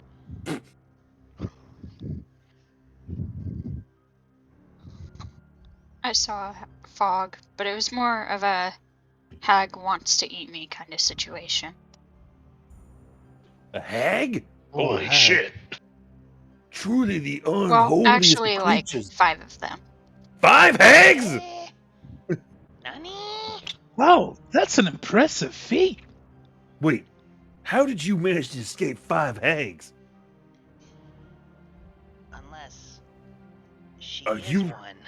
Are you a hag? I draw my sword. I also draw my gun. Oh my god. If I pull you're out a hag, my if you're not a hag, um, prove it. hex blade and slam it. Say, I'm not a hag, but that doesn't mean I haven't made a deal with one or two in the past. Ugh. I told you. She can't be trusted. Like, we're all in a weird situation.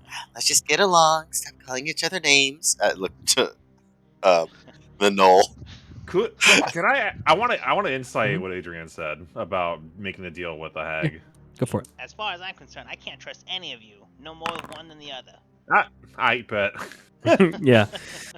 Yeah. She's You don't know. good. I believe her. Just like that.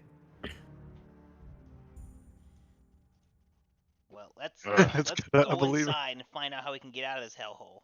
I don't want to be near I you people agree. anymore. I think you're quite annoying for how tall you are. What? Well, wizard. Little P, jump on my back. Gee. All right. And I will jump on to the knoll's back. Beauregard is really jealous. Okay, hang on 1 second. Alex, we gotta keep an eye on that one. I point towards the is Adrian, is your character an elf? Half elf, yeah. Half elf? Okay. I point towards Oh, that character. I've got my eyes on her, all right. Okay. Not like that, you fucking sexual fiend. We're supposed to kill fiends, not become sexual fiends. Yeah. Not, Fucking You see nasty. me not, gag a not little. lie in bed with them. So, as you guys would walk up to the door, the house would be obviously the lights are flickering. Somebody has lit torches throughout the house. No. This, by the way, just side note, this ambiance music is the house. It might be low. You might want to turn it up a little bit for the Oh. effect. How But, do we turn it up in Foundry? Do you know? So Yeah. Just In the right settings. click it and then It's turn in it up. Discord. It's in Discord. Fredbook. It's in Discord. It's just By the way, Matt, Yes. Gotcha. later you can actually upload music Yeah, or link I'm gonna do music, that after and then the you can session. create like audio bubbles. So as the character moves into the bubble, they hear that sound. Yeah, yeah. Wow, cool. I didn't realize that until literally today when I was looking at the video. But yeah, okay. So as you guys will walk into this foyer here, you would look around and you would see peeling paint peeling from the walls, and there would be a thick, musty scent that would cling to the walls of the spacious foyer.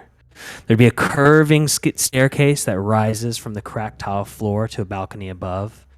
And it's keeping its distance from the center, which there's a darkened chandelier.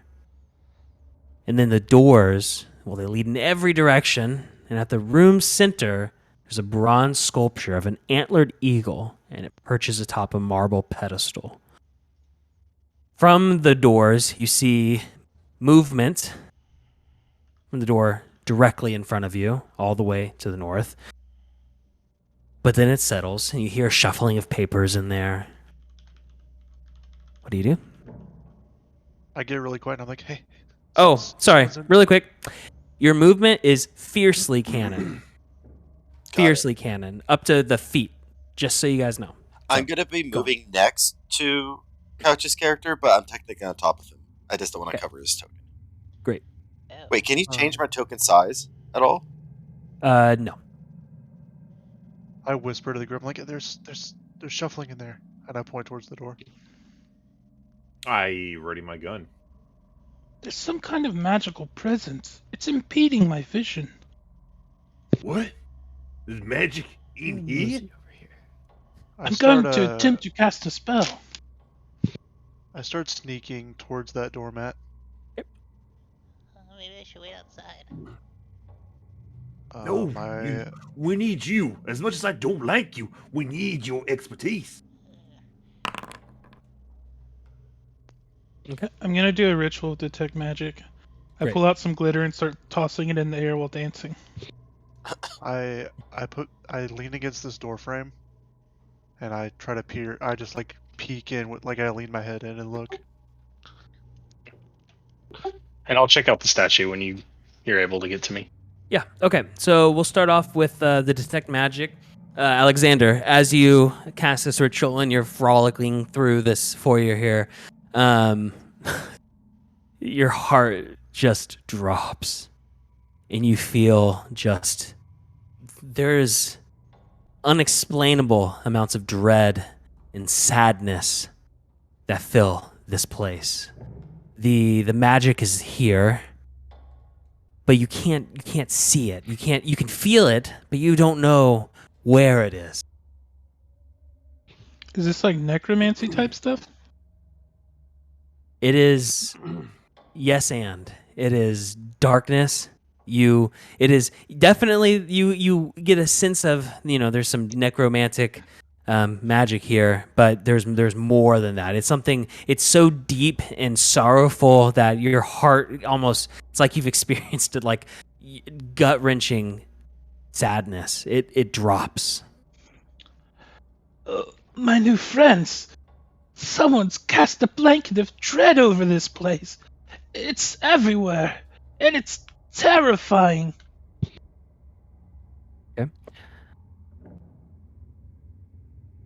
Tex, as you walk up to the statue, what do you do? I got a screaming baby. Hold on. Come back to me. You're good. Wait, Drew, you just said there was something behind you heard something behind this door? I heard shuffling of papers through this doorway. All right, I get ready. I have gun ready in hand. I'm about to kick this door down on the cops. Is the door open or closed, Matt? It's closed. Okay. I get ready to kick it. You wanna? Are you gonna kick through, or? I mean, I I can will. just open it. No, we need the element of surprise. Once they hear that door rattle, whatever's on the other side's gonna ambush us. Okay. I unsheath my sword and kind of twirl it. It's like, on your ready. Ready. Before that happens, I'm going to slide my way under the staircase in stealth. Okay. All right. Knock, knock. I kick the door down. As you kick the door down, you can open it, but just click on the door symbol. Oh yeah. You storm into the room, and Unimposed. unimposed, unafraid, sits a man at a table.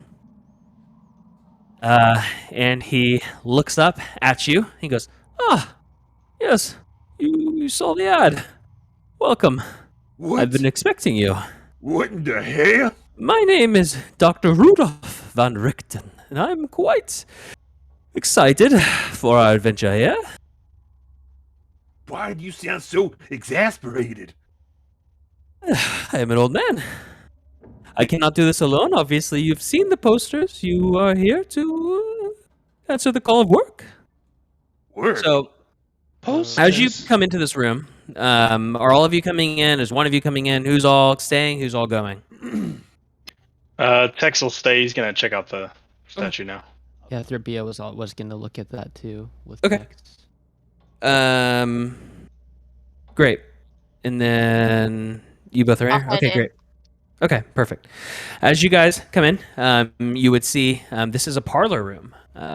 Surrounding the parlor's walls are dozens of faded portraits.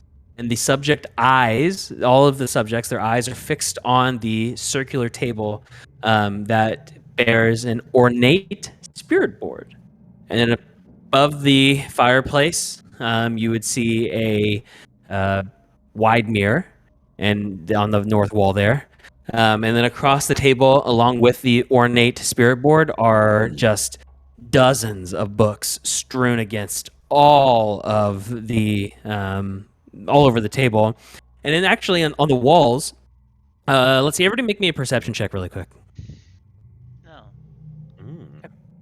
Just in that room. Yeah, only if you're in the room. Yeah. Yeah, my character sheet is going away. Okay. Boom.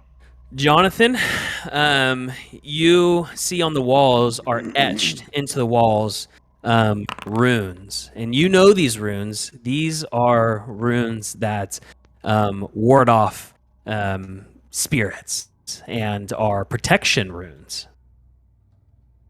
When you say work, what do you mean work? You talking about the things that you have to have these rooms set up for? Oh, my dear friend, I did not make these runes. I believe the previous occupants made these rooms. I have been summoned here, much like yourself, to investigate the house and exercise or come to understand any of the spirits that might be here. If this isn't your house, then where are the current occupants? Oh, my dear lad, this house has been vacant for quite some time. I don't know. And as he says that, Muck, you look up, and only you notice this. But it's almost as if, as you've walked into the room, all of the portraits here, they're no longer staring at the table. They're staring at you. Why are the photos looking at me? I like look at all of them. Or why are all the pictures looking at me? Yeah, Dr. Van Richten would look around back at the portraits and then look at you, and he would say, "My dear boy, are you okay? Are you already getting spooked? These portraits have not moved." Nobody else would notice that these portraits have moved. He wipes sweat from his forehead. He kind of sits down for a second. And as you do, you look up, and the portraits are now looking back at the table. Okay. Oh, okay. Come, sit. What is that about the flyer? The flyer, my society has put them throughout the various domains, and the lands, some of them do not appreciate my people, but surely you've seen them. What is that? You said domains. Oh, We you know. my character wouldn't know what domain is, right? What a domain is. No. Okay. No. You know, fuck Ovnia. Hey, You Matt, know the mist. This is the time cop. Matt, can we check this statue so we can join the rest of the party? Yes, sorry. As this is going on, you look at the statue, and it is a bronze sculpture of an antlered eagle, and it's perched atop it, marble pedestal. Yeah, can I search it for just really get nitty gritty close inspection? Yeah, make an investigation check. Reaching to its mouth. I Pull out touch the you. I jewel. touch your head. Oh, I touch your head, and it. There's a little pinprick, and you feel a little bit of guidance going Whoa. into your mind. This is just a bronze sculpture. I mean, it's very ornate. Whoever constructed this was very wealthy. But yeah.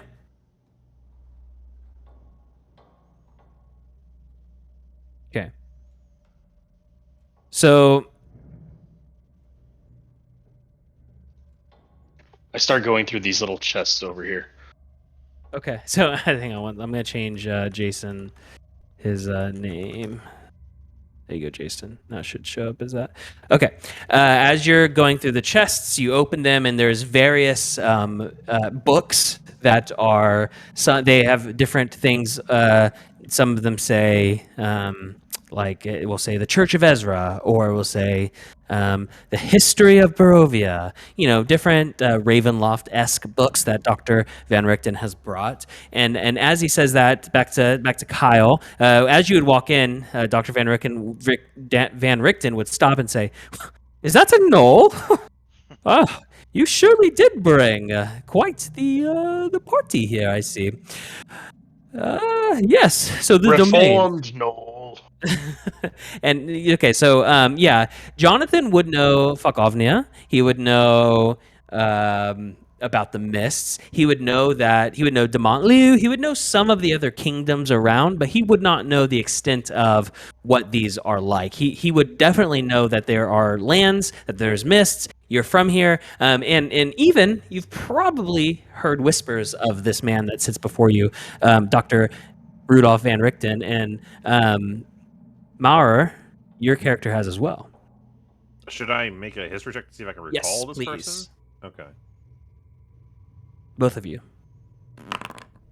Ooh.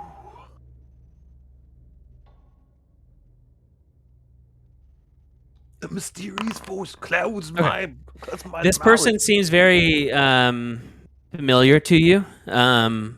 The name ring kind of a bell, but it's kind of like, maybe you saw a shop once that had his name on it or something. Maybe his last name, Richten. I don't know. You're just kind of like, oh, okay, cool. And so as he would look at you all, he would say, "So, Are you not answering the flyer? I've passed them out quite. I've got to check with my assistant because that is what we did. We passed them out to very many places. So I think the thing is, Mr. Van Richten. That is correct. Some of us didn't choose to come here. I might think most of us. His eyes would grow wide, I nod. very wide, and he would look at you and get very stiff and still, and he would say, "The mists, they took you." That sounds very correct. If that's This what is- you want to call it. This is troubling indeed. Well, welcome, my companions, to Ravenloft. This is very, very interesting indeed. Wait, Well- wait. We're in Ravenloft? Yes, that is right. You have. Do all of us know the history of Ravenloft, or is like Strahd and everything like not? You would. Okay. Okay. You would both know of Strahd. Strahd is pretty famous no matter where you go. You would know of Strahd, but you wouldn't know. You would know rumors and fairy tales and scary stories. You wouldn't know much about the inner workings. Most of the things that you would know because of where you're from would just be the surrounding domains. You would know Jonathan of Barovia. You would know that Strahd's from Barovia, but yeah, you've never really met. The first person that you've met who's been freshly misted would be Alexander here. But we do know Strahd, or do we know who inhabits Ravenloft right now? Or, Yeah, I mean- this is the castle Ravenloft, I should say, right? No, this is not manor. Castle. Okay. This is Okay. you're not in Barovia. Yeah, you're not in Okay. Barovia. Never mind then. I'm good. Okay. Well, oh man, I would much appreciate if we could sit down and go through you being here. I'm sure you have lots of questions. My organization, I am a part of an organization known as the Van Richten Society. And I can give you more information about that, but I must be hush-hush for now. Did you I name should- the society after yourself? Yes, it is a family society. It is not named after me, and is after my great-grandfather, and we have a long lineage here. But nonetheless, I digress. What I will tell you is, none of you saw the flyer. No. I saw the flyer. You, oh my good boy. Oh, where did you see it? Was it in Borca? It was shown to me. Let me see it. And would you show him the flyer? Yeah. Okay. As you show him the flyer, he goes, yes, this is the flyer, and he would hold it up to everybody again, and it would be the flyer of Van Richten seeking additional investigators to come to this house and answer the questions about the spirits. He would look at you all, and he would say, he has the flyer. Where? Oh, this is very troubling. This means the mists have, well, I suppose, willed us all to conduct the investigation. Nonetheless, we shall carry on. I'm preparing my spirit board here, and we will seance. We will seance with the dead. But until we do, get yourself familiar with the house. You can start on this story. Take some time and explore the house before while I prepare the seance. Sir, if we seance, that has a chance of bringing the dead here. Oh yes, we are. That's what we are doing. We are. Oh. Wait. What if we don't want to do this? Well, you will never see your home again. That sounds like you just made that up to get us to do your party. Perfect. I love it. Be my guest. Try to leave. He would throw up his hands and kind of sit back and fold his arms, and he would say, "I've been here for a week now. The mists are thick around here, and it's almost as if I myself am trapped here. So if you miraculously can escape, be my guest." Well, how did you get the flyers out then? My boy, I've been preparing this for months. Oh. Yes, I get it. my carriage came in. My other investigators who were with us, they, well, did not come from the mists. And here I am, much like you. All right. I guess we're headed for the long haul. I promise, after we figure out what we need and solve this riddle, I will reward you handsomely. How does 20 gold per day, oh, per day, per person, yes, per person sound? I mean, that's not bad. I look at my Uh, wallet. There's nothing. I don't think I have any cash on me. I'm recently unemployed, so that actually sounds pretty nice. I shrug. Great, great, great. I mean, and there's so many of us. If we come against something, it should be a breeze, right? This shall be quite a simple experiment. All we need to do is we need to remove the spirits from within the Halvris house. And as he says Halvris, Muck, your head rings a little. From the Halvris house and return it to its dormant state. I would if I'm standing, I would kind of stumble backwards because I get super dizzy. Okay. Do I Is that just like a vertigo deal, or do I kind of remember something? You would not yet. You would not remember anything. No, you would just kind of have vertigo, and it's just weird. It's just a weird. But this house is weird. So is this the house? Is it? Yeah. I'm just chalking it up to haunted house. Pevin, as you're poking around, you pick up a book, and the book is it talks all about. Actually, make me a religion check. Oh, Sorry, Pevin and Tex. I can't read that book. Okay. Big T, little P. I wouldn't know anything about it anyway since I'm not from here. Okay. Are there actually two little chests here? I just want to Yeah. rummage through them. It's just books. Oh, I just keep tossing them out onto the floor.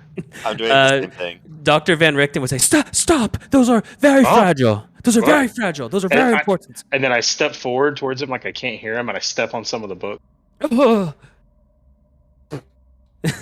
What? Do not touch the book. Here. Jonathan pulls his He would- gun. He would take a deep Fidget cube. Jesus. he would take a deep breath and he would say, "Everybody, please, make yourselves at home. Take a look around. I will prepare the seance. Please." Okay. So, yeah. What do you guys do? Do you have any books on language? Yeah, you can go and look. Come on, little Okay, P. I'm looking for Let's go books check about out this language. house. Any Okay. language. 3PO, as you're looking around, you would see lots of different books. One of them would be definitely would have information about Balak, Balak rather, which is the language of the Barovian people, and it would have some common to Balak translations. As you guys are leaving, go ahead and make me a perception check. You talking about us? Yes. Oh, bad roll.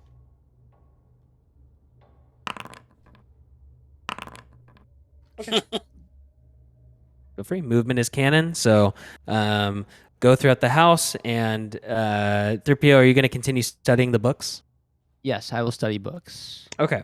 I'll get to you then after this. Okay, Should we go Jonathan. left or right? As you leave the room, you would look up and notice it would catch your eye on one of the portraits, and it would be a necklace that almost seems like it's glaring to you, and it almost seems like this figure in this portrait somehow resembles the figure you saw outside when you first came up to the crossroads.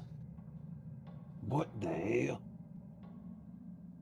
I wish to inspect the. Is it a portrait you said that looks like Yeah, it? it's a portrait. Hmm. Okay. Would you inspect it? Yeah, I would actually. Okay. As you do. And on the guys on the left-hand side, I'll get to you in a minute. As you do. I'm gonna roleplay between us. Okay, great. As you do, you would see very tight quarters in here. You would, Dr. Van Richten would see you and would say, yes, Theodora Halvrist. She's the previous owner. She's tragic fate, truly, truly tragic fate. That's all I know is Theodora is who is You the mean to previous. tell me that this person's dead? Oh yes, for quite some time. That can't be. We just saw her outside of the house. You must not know them as well, but they do play tricks on the mind. She is very dead. Okay. And as the group enters into this room down here, Oh God. Hell yeah. Let's go. you enter into the gallery. The gallery, there's moody landscapes throughout on Wait, the portraits. which group are you talking about? Because we can't see what anybody else is doing. Sorry, your group. There's you see it's an art gallery, and there's moody landscapes, and then there's these busts of heads atop all of these pedestals here, and in the alcove in the east where Petvin is standing, there's a larger than life onyx statue. It's pitch black, but you can still make out what it is, and it's an athlete, and it's wrestling this monstrous, just disembodied beast with tentacles. It's pitch black, or it's pitch black in here. The onyx statue is pitch black. The onyx statue is, yeah. Gotcha. And then to the west is a wall made of black stones, and that black stone curves around in a very big, large archway with a darkened space above it. This place has terrible taste. The art is very worn. I mean, this art has been neglected for quite some time. Hey, I found some stairs. What'd Why you is say, there an Pip? onyx? Why did you link an onyx? Because it keeps saying onyx. It's an onyx. Oh. Evan, what'd you say? Is there any like small pieces of art, like handheld for me? Yeah. There's busts of heads. There's 4 of them in the room, and they have just marble heads of various people. They have They have little like placards on there, and all of them bear the name. It's a random name, then Halvrist. Halvrist. Okie dokie. Going over to Jonathan and Beauregard. What are you guys doing? Well, I guess I just opened this door then. Okay. You notice that it is locked. Lord. But not because it's, been locked. It's just over the years, it's just swelled shut. You can go ahead and make a strength. If you're going to try to bash it open, you can make a strength. Gonna make it Use your athletics might check. to knock down the door. Oh Yeah. right, you might want to stand back. It's gonna get ugly. Yeah, all right. I will wedge my crowbar into the door here and see if I can pull it. Wait, crowbar. I have a crowbar. Use your might. I am using my might. Nope. It does not budge. You God. push and you pull, and it does not I think budge I pulled at a all. hammy. Oh, Slayer's going down. Oh God, ow. For Alexander and Mar, what are you guys going to do? I go up to Dr. Van Richten and I say, you mentioned spirits before. Does that mean this house has a bar? Drinking really helps my thinking, if you know what I mean. Yes, yes. There's a bar. There's a bar. It's I believe in the cupboard there might be some alcohol. I don't know how aged it is. Oh, yes, there's a wine cellar. Go to the kitchen. Below is some wine. You can have your fill. It's maybe I don't know how old, but it's very old. Which direction's that? Go out the door that the two gentlemen with the mask and the small gentleman just went, and head north from there.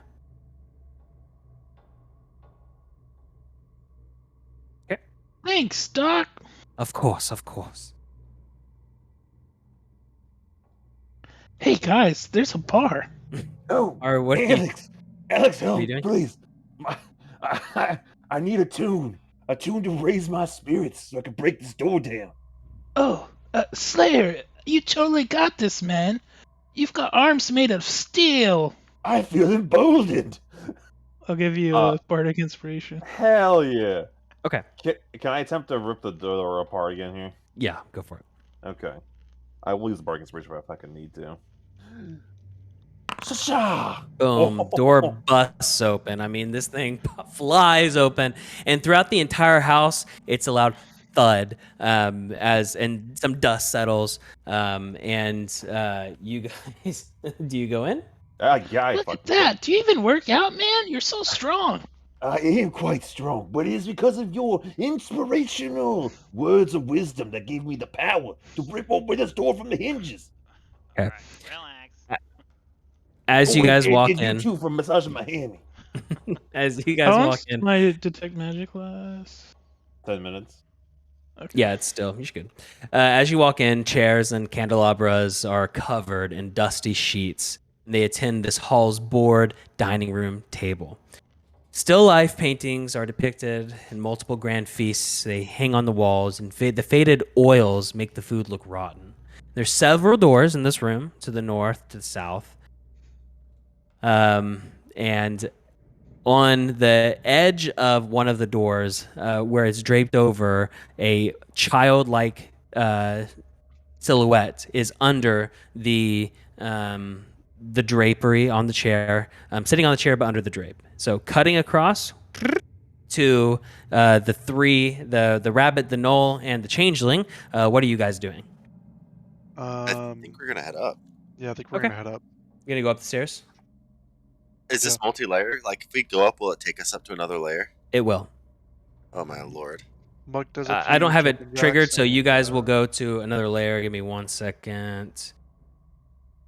do a couple of jumping jacks. Do that stretch where you grab your ankle and pull up, and then heads up. What weapons do you both have? I have a war axe. A war axe? Is that like a two-handed one? By the way, Yeah. everybody, if Oh, you hell yeah. if you click your token and then hold shift after you click, it'll place your token wherever you want it. It'll basically place it by ignoring the grid, I guess is what I'm trying to say. So you can like be more specific. Okay. Oh, press shift. I just Um, moved us all up here. That's fine. Yeah, I'll bounce. I'm gonna have to bounce between the two scenes, but no big deal. They're there, so yeah. Only they'll move their characters. We'll just keep bouncing between the two scenes. Okay.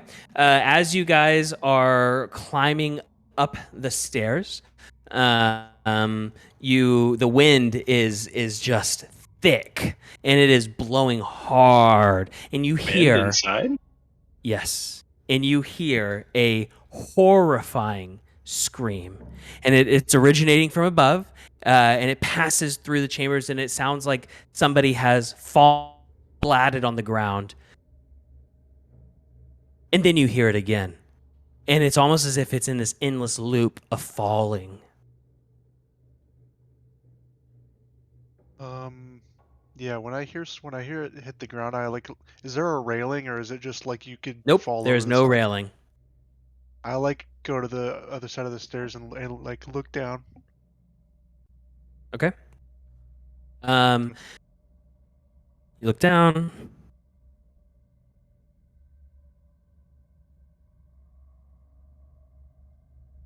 What do you guys do? Do I see anything when I look down? You just see where you came from. I don't. There's I nothing don't there. see any. Like Nope. nothing happened. Okay. Nothing there. Okay. Well, is the Knoll about to take off? Yeah, are you gonna move, Couch? He's muted. Sorry, baby's going crazy. You're good. Can y'all Are you pause guys? your baby while we play, please? Yeah. So while you guys are doing that, I'm going to go back to the other group. Go ahead. 3PO, are you still sitting here reading?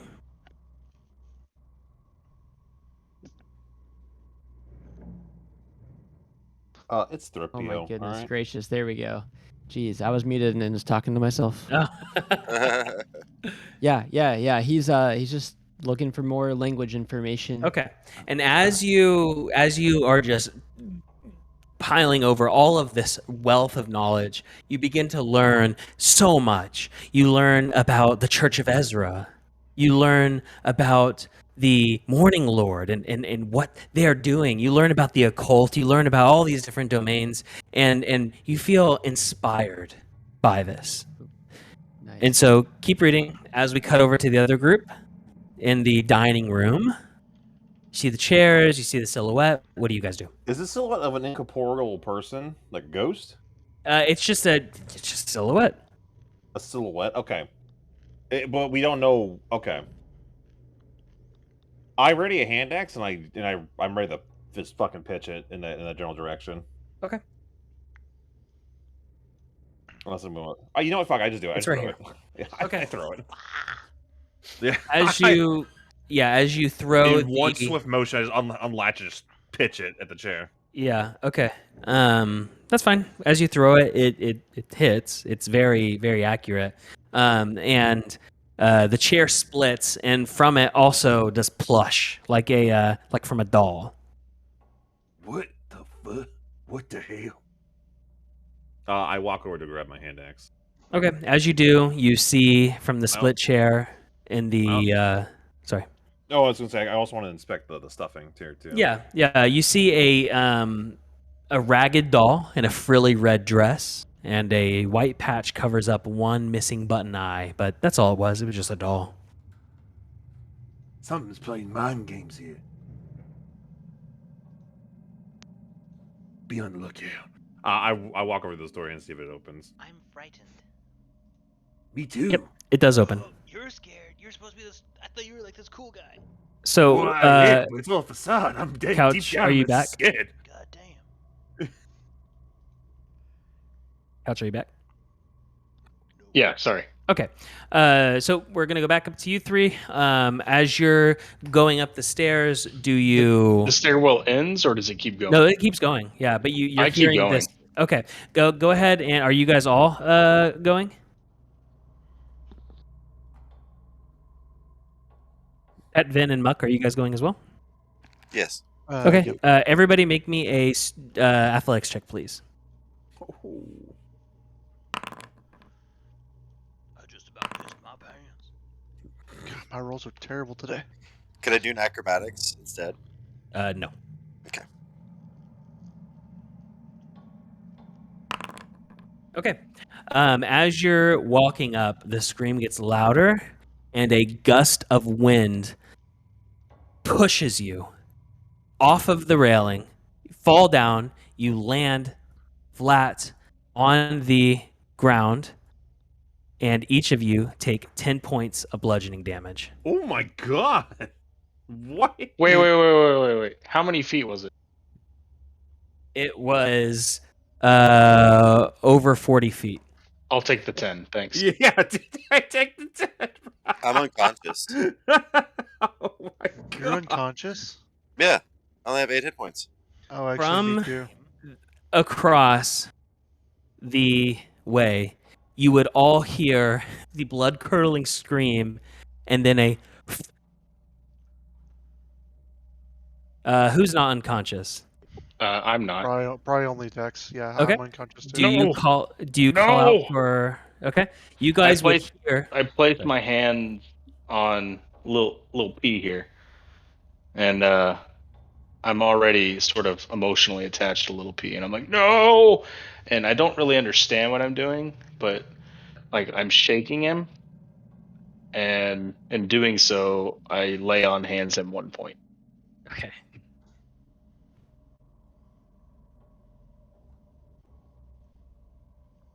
Okay. Petvin, you are brought back from your treacherous fall. There. Your bones snap back into place where they were. Little P. My beautiful little rabbit. Just a wet sack of bone and flesh now. He's like breathing hard and he's looking around. He doesn't know what just happened. Please don't cook me. Muck is also unconscious. Yeah, we Little gotta show him Little P, are you okay?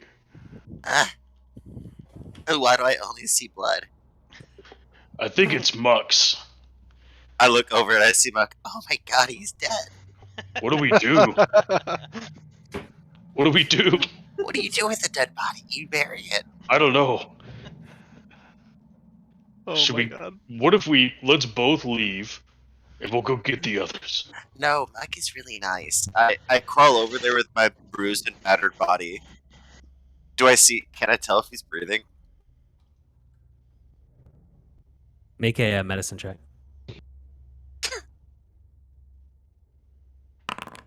Yeah, he's breathing. Very faintly. Oh, he's alive. Good night, sweet prince. And I put my hand over his. Oh I feel my like you god. guys- I No, feel I'm like just you guys kidding. I don't do that. might notice that he was human before and now he's pale white, like his face and hair Look, is pale white. he's already He's died. so dying. I close his eyes. There are. I try. He's like wounded everywhere. He like slammed his entire body. I mean, I'm gonna try to stabilize him. Okay. Maybe like, is he wearing any cloth? Yeah, I see a cloak. I'm gonna rip his cloak to shreds trying to stabilize him. Okay. That was a pretty cloak. Oh well. Not anymore. You need another medicine check? Okay, yeah. Your quick thinking has saved Muck's life, and as you wrap the cloak around his arm and give him the aid that he needs, his eyes open, and he is stabilized. He like gasps for breath. What just happened? My hero. I Muck, don't know. you fell, and you pulled both of us with you. I was like, oh my god. But it's okay. It was an accident, I think. Absolutely an accident. My apologies. But don't You see- ever, and I'm leaning over him, don't ever do it again. Jesus. I like look up at Tex and I'm like, okay. Are you still pale white? I would until I like looked down at my hands and noticed that I'm not, and then I would shift back into my human form. I hope you What the guys don't notice. fuck? Would I know what he is? Yes, likely you would know that this is a Fey cursed individual. You've seen them before, likely a changeling. From your background, yeah, you would know. I probably would not know. No, yeah, most likely not. But Lance would know. Sorry, Pevin would know. He'll whisper, I won't tell anyone. Wait, what'd you say? I won't tell anyone. Oh, yeah, that would be bad. Guys! I look at Tex. He doesn't know either. He's silly. Okay, cutting across back to the other group. You guys are opening the room. You've heard the screams. You've heard all of that. Do you go in? The screams weren't coming from the room we just opened, though, right? No. It's somewhere way off in the house. I think the others might be in trouble, but my curiosity is making me want to walk into the room. I walk into the room. Okay. As you walk in, I mean, Jonathan. overstuffed furniture is within the house, or sorry, within the room, and it is in the center. They all face a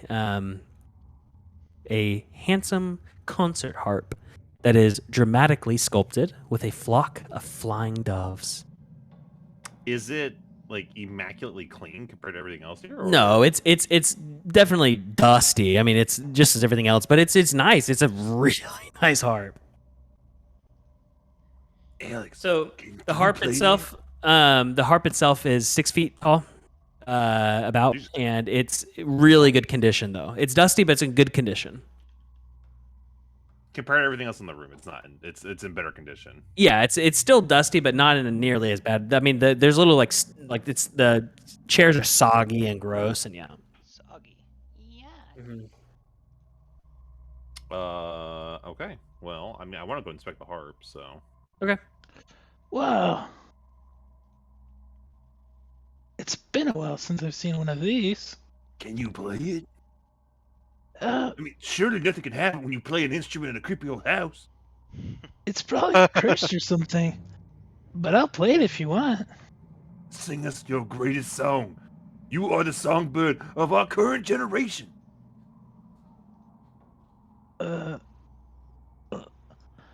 Am I getting any magic from this? You're getting magic everywhere. Harp or not, this house is giving you magic. Well, anything specific to it. Big magic. Make Like an I would Arcana- notice the difference. Make an Arcana check. Doo-doo. Yeah, you definitely feel a difference with the harp.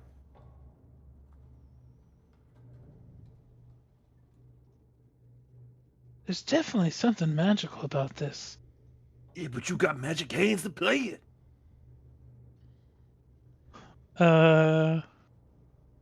Yeah, I'll attempt to play this harp. Okay. Make a wisdom saving throw for me, please. Oh no! Wow, beautiful. I plug my ears. Okay. As you sit down at the harp, hang on a second. As you sit down at the harp, you feel compelled to play music, and you begin to string the harp, and you're just stringing. Make a Is this a charm effect? no. Make a performance check for me, please. Oh my god, it's so beautiful. A single tear rolls down my face as I hear him play. Okay. So you begin to play this song to amongst the people near you. Although your performance check was very bad, it sounds amazing to everybody. But as you're stringing the harp, you are cutting your fingers. It's playing brilliantly, but the fingers you're cutting them messily and bleeding all over the harp strings. Take 1d2 slashing damage. They're made of razors. Over the song, it brings me back to home. Back to where Slayer came from. Okay, Papa, so take is 2 that slashing you? damage, Mom. and he just continues to play. Did we notice that his blood's getting like all over the place? Oh yeah, you can tell that he's bleeding all I over. open my eyes. I'm like, It's so beautiful. Alex, oh my god! Alex, stop playing! Stop! I can't stop. I run over and try to shove him. Okay, make a strength check, please, or just a straight Do a strength check. jump off your hands. Stand back! Emergency operation! I gotta amputate your hands, Alex. All right? Okay, you try to pull him off, but he cannot move. He just stays there, just playing the harp. I My will. beautiful moisturized hands are being torn to shreds. I'm gonna kick the harp over.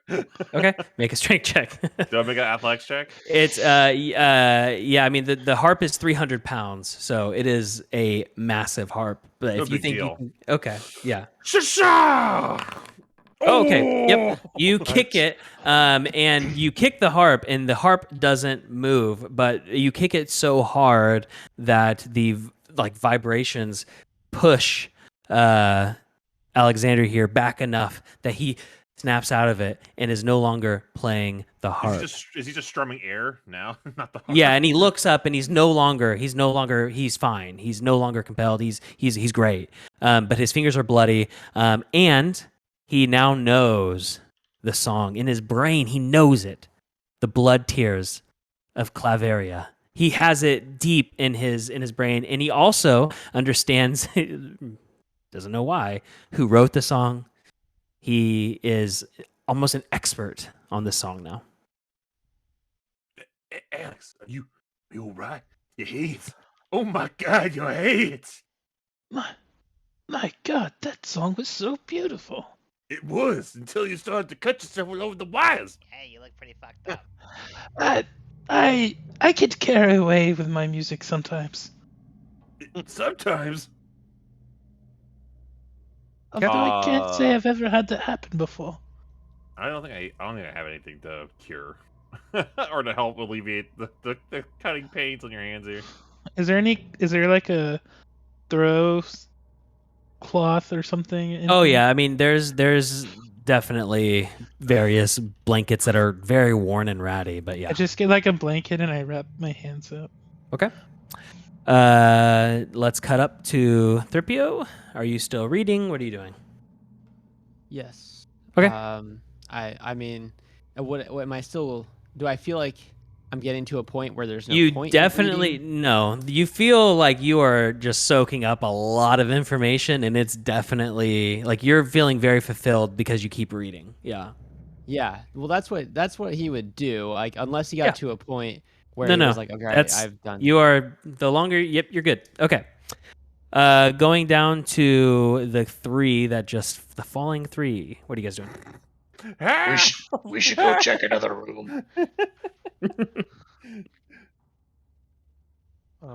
I agree. All right, you lead the way. Hey, I'm sorry about your cloak. I'm not gonna lie, I'm a little freaked out by your skin, dude. He was just really pale. Yeah. Sorry about the text. I can talk about it in a little bit. Let's just keep going.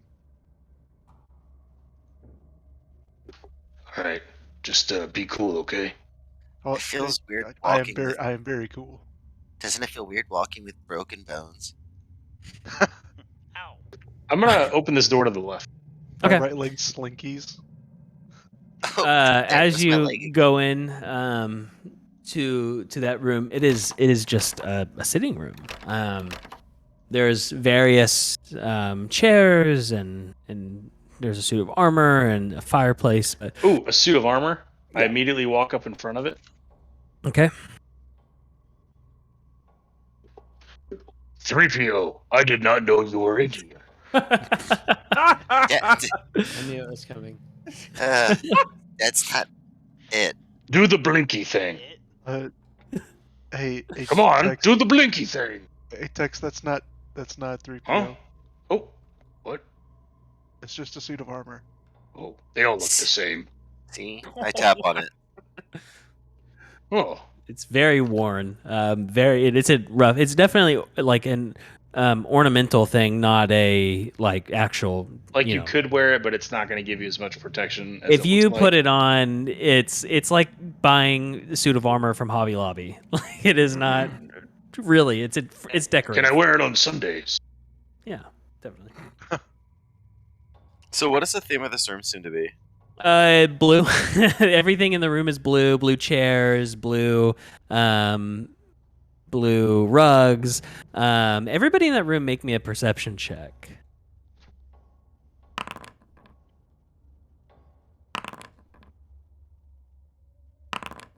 Okay. Muck and Petvin. You both would see a tall figure, about 7 feet tall, appear suddenly and say, "Oh, hello. How can I assist you, my good sirs?" Wait, I don't Where hear this? What does it look like? Nope, you don't hear it or see it. Where is he? In the He room? is between you both, looking at you. He is tall and he adorns a butler outfit. Is it Oh, whoa. incorporeal? Yeah. Wait. I like stumble back a few steps and I like Okay. fall into the fireplace. Okay. Who? Wait, what? Can I take your order, sir? No, Oh, I'm okay. Whiskey. Tex, you're looking at them and you're like, what is going on? I mean, they're talking to nobody, essentially. Honestly, I would probably just be checking out this armor. Okay, cool. As Whiskey. oh yes, very good, Elsa.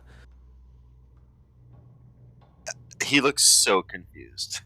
And as he says, "Very good, sir," a tendril will shoot up Oh my god. from the floor, I attempt to backflip away. wrap itself around his neck, and squeeze. Blood begins to pour from his eyes, and he begins to choke for I run breath, away. and it sucks him in under the floorboards. Keep it down over there. I'm trying to look at this I arm. run. I'm gone. Hop, hop, hop. I Oh, am still like on the Little ground. I kind P! of like I try to like scurry against the Little wall P. as much as possible, but I'm like in complete horror.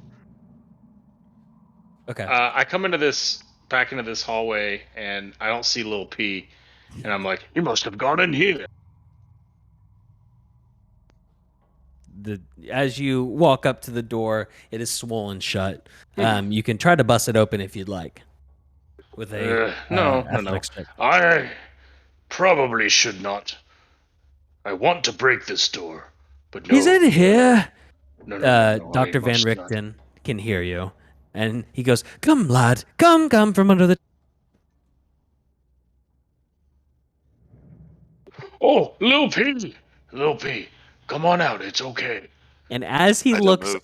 up at you all, he's like, "Oh, goodness. What? Are you okay?" Does Lil P have a pocket watch? No. That would be funny though.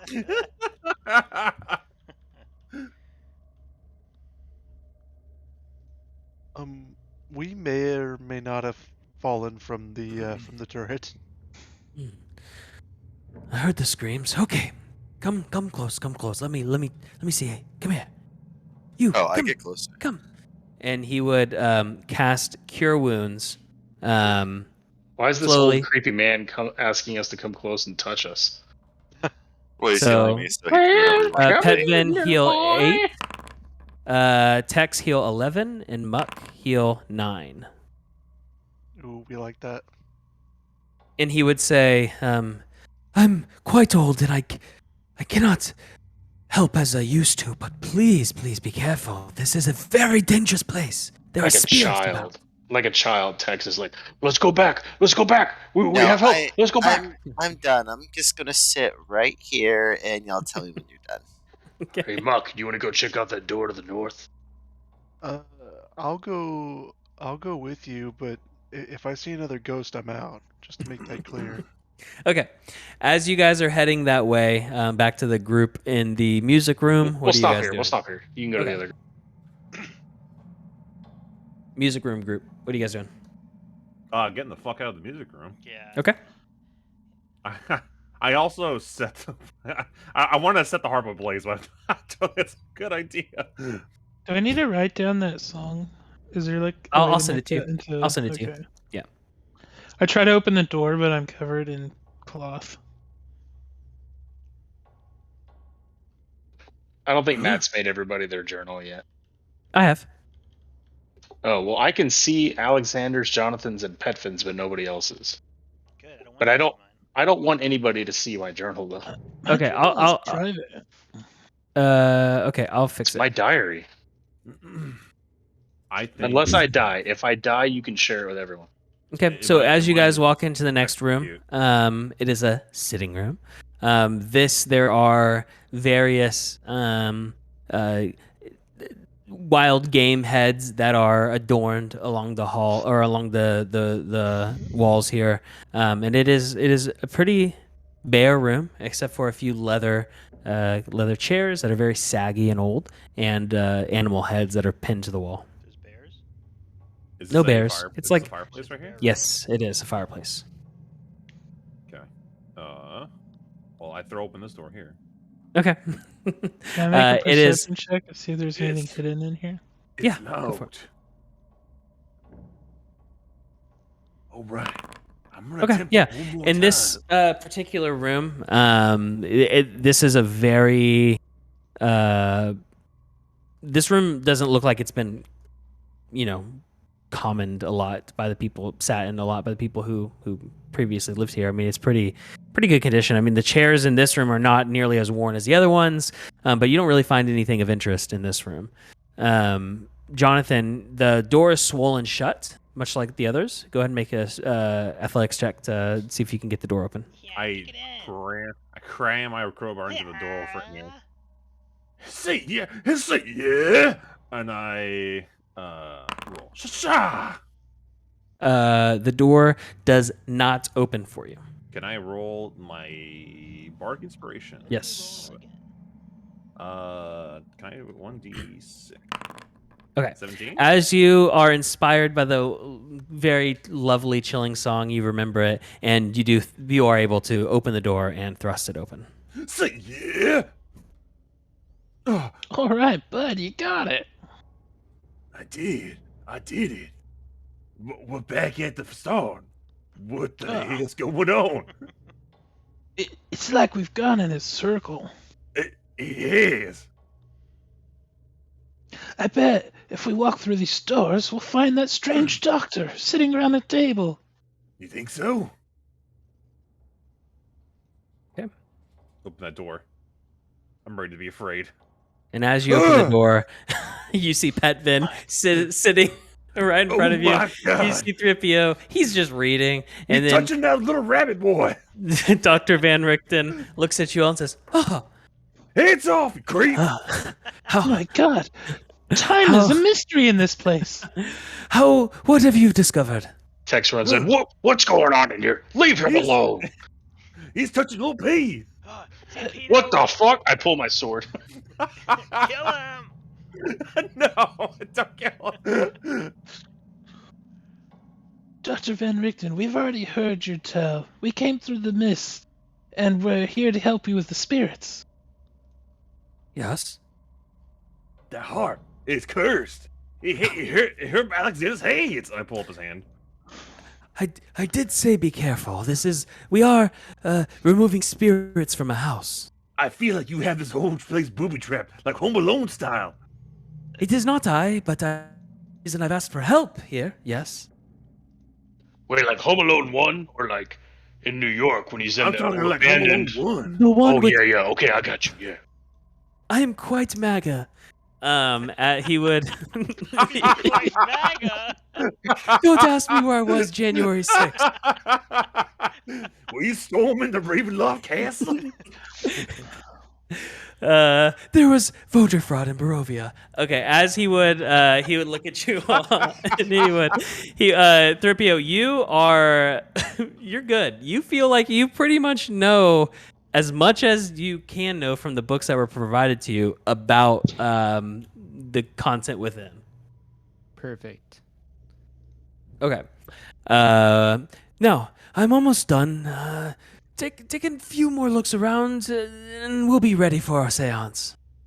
Do you happen to have a key? That would make things a lot more easier for us. I've noticed that a lot of the doors near the beginning, I guess because of humidity, have been swollen, but they should be open. There might be some keys in the room. Look around. Make sure you search well, and we'll find what we need.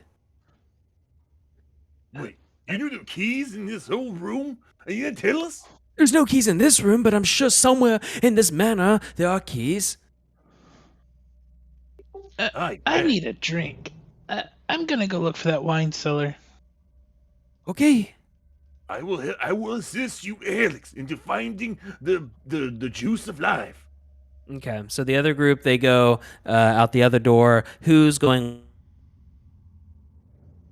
I'm gonna go because I haven't seen anything else Okay. yet, and I'm like, yep, I've learned everything from Great. that.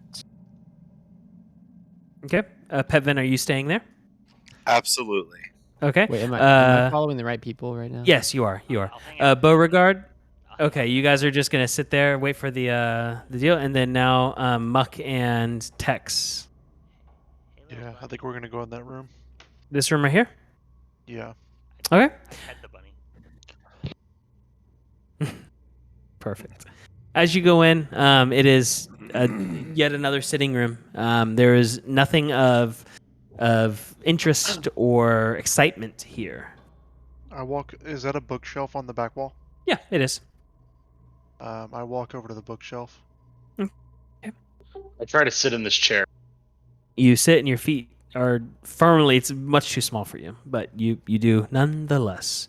And as you look through, there's a few books. Nothing super interesting about the within there. Oh, hello, Maud. And we'll wrap up here in a bit. Just a few more explorations, and we'll get it called. I'll look for anything with the family name of the house. Okay. Yeah. From there, you don't really see anything. It's just kind of like fiction, and smut novels, and nothing in there. Got it. Smut novels. Whoa. Oh, Mac, yeah. Whoa. This Yeah. must have been Fucking Papa's Van living Richten. room. Yeah. Van Yeah. Richten, my boy. Okay. All right, I go up to this room up here. Okay. Yeah. As you walk in. I invite Maurer with me while he was looking at books. Okay, great. As you walk in, there's broken boards, and they make like a web-like design. And this is the ballroom. It's very clearly a ballroom. And there's a stage that has a musician's stand at the far end, and there's above the stage there's a very cracked stained glass window. As you walk in, you hear a mocking voice, and it reaches you, and it echoes as if it's from far away. I'll give you a simple choice, my misguided knights. You can join Lady Silvra, and I'll entomb you within my fortress walls. Or forsake your commander, bear witness to her execution, and then we will walk free till all of Dranzorg's justice. My mercy knows but a moment, friends. Choose. And that's where we'll end. Cool. Very Whoa. cool. So Alrighty. there we go. So just keep your character tokens where they are. We'll put you back here, and yeah. Good job, Matt. Thanks for Nice, yeah. playing. Very Here, good job. all right. Fun. Here's some tips. No, it's just it's Foundry stuff. So on journals, I'll go to create bed. a Okay. folder Hey, Lance. called. Thank you for coming. Bye, Lance. See, man. Create a folder called handouts, and as we share it, make it viewable by everybody. And then as we get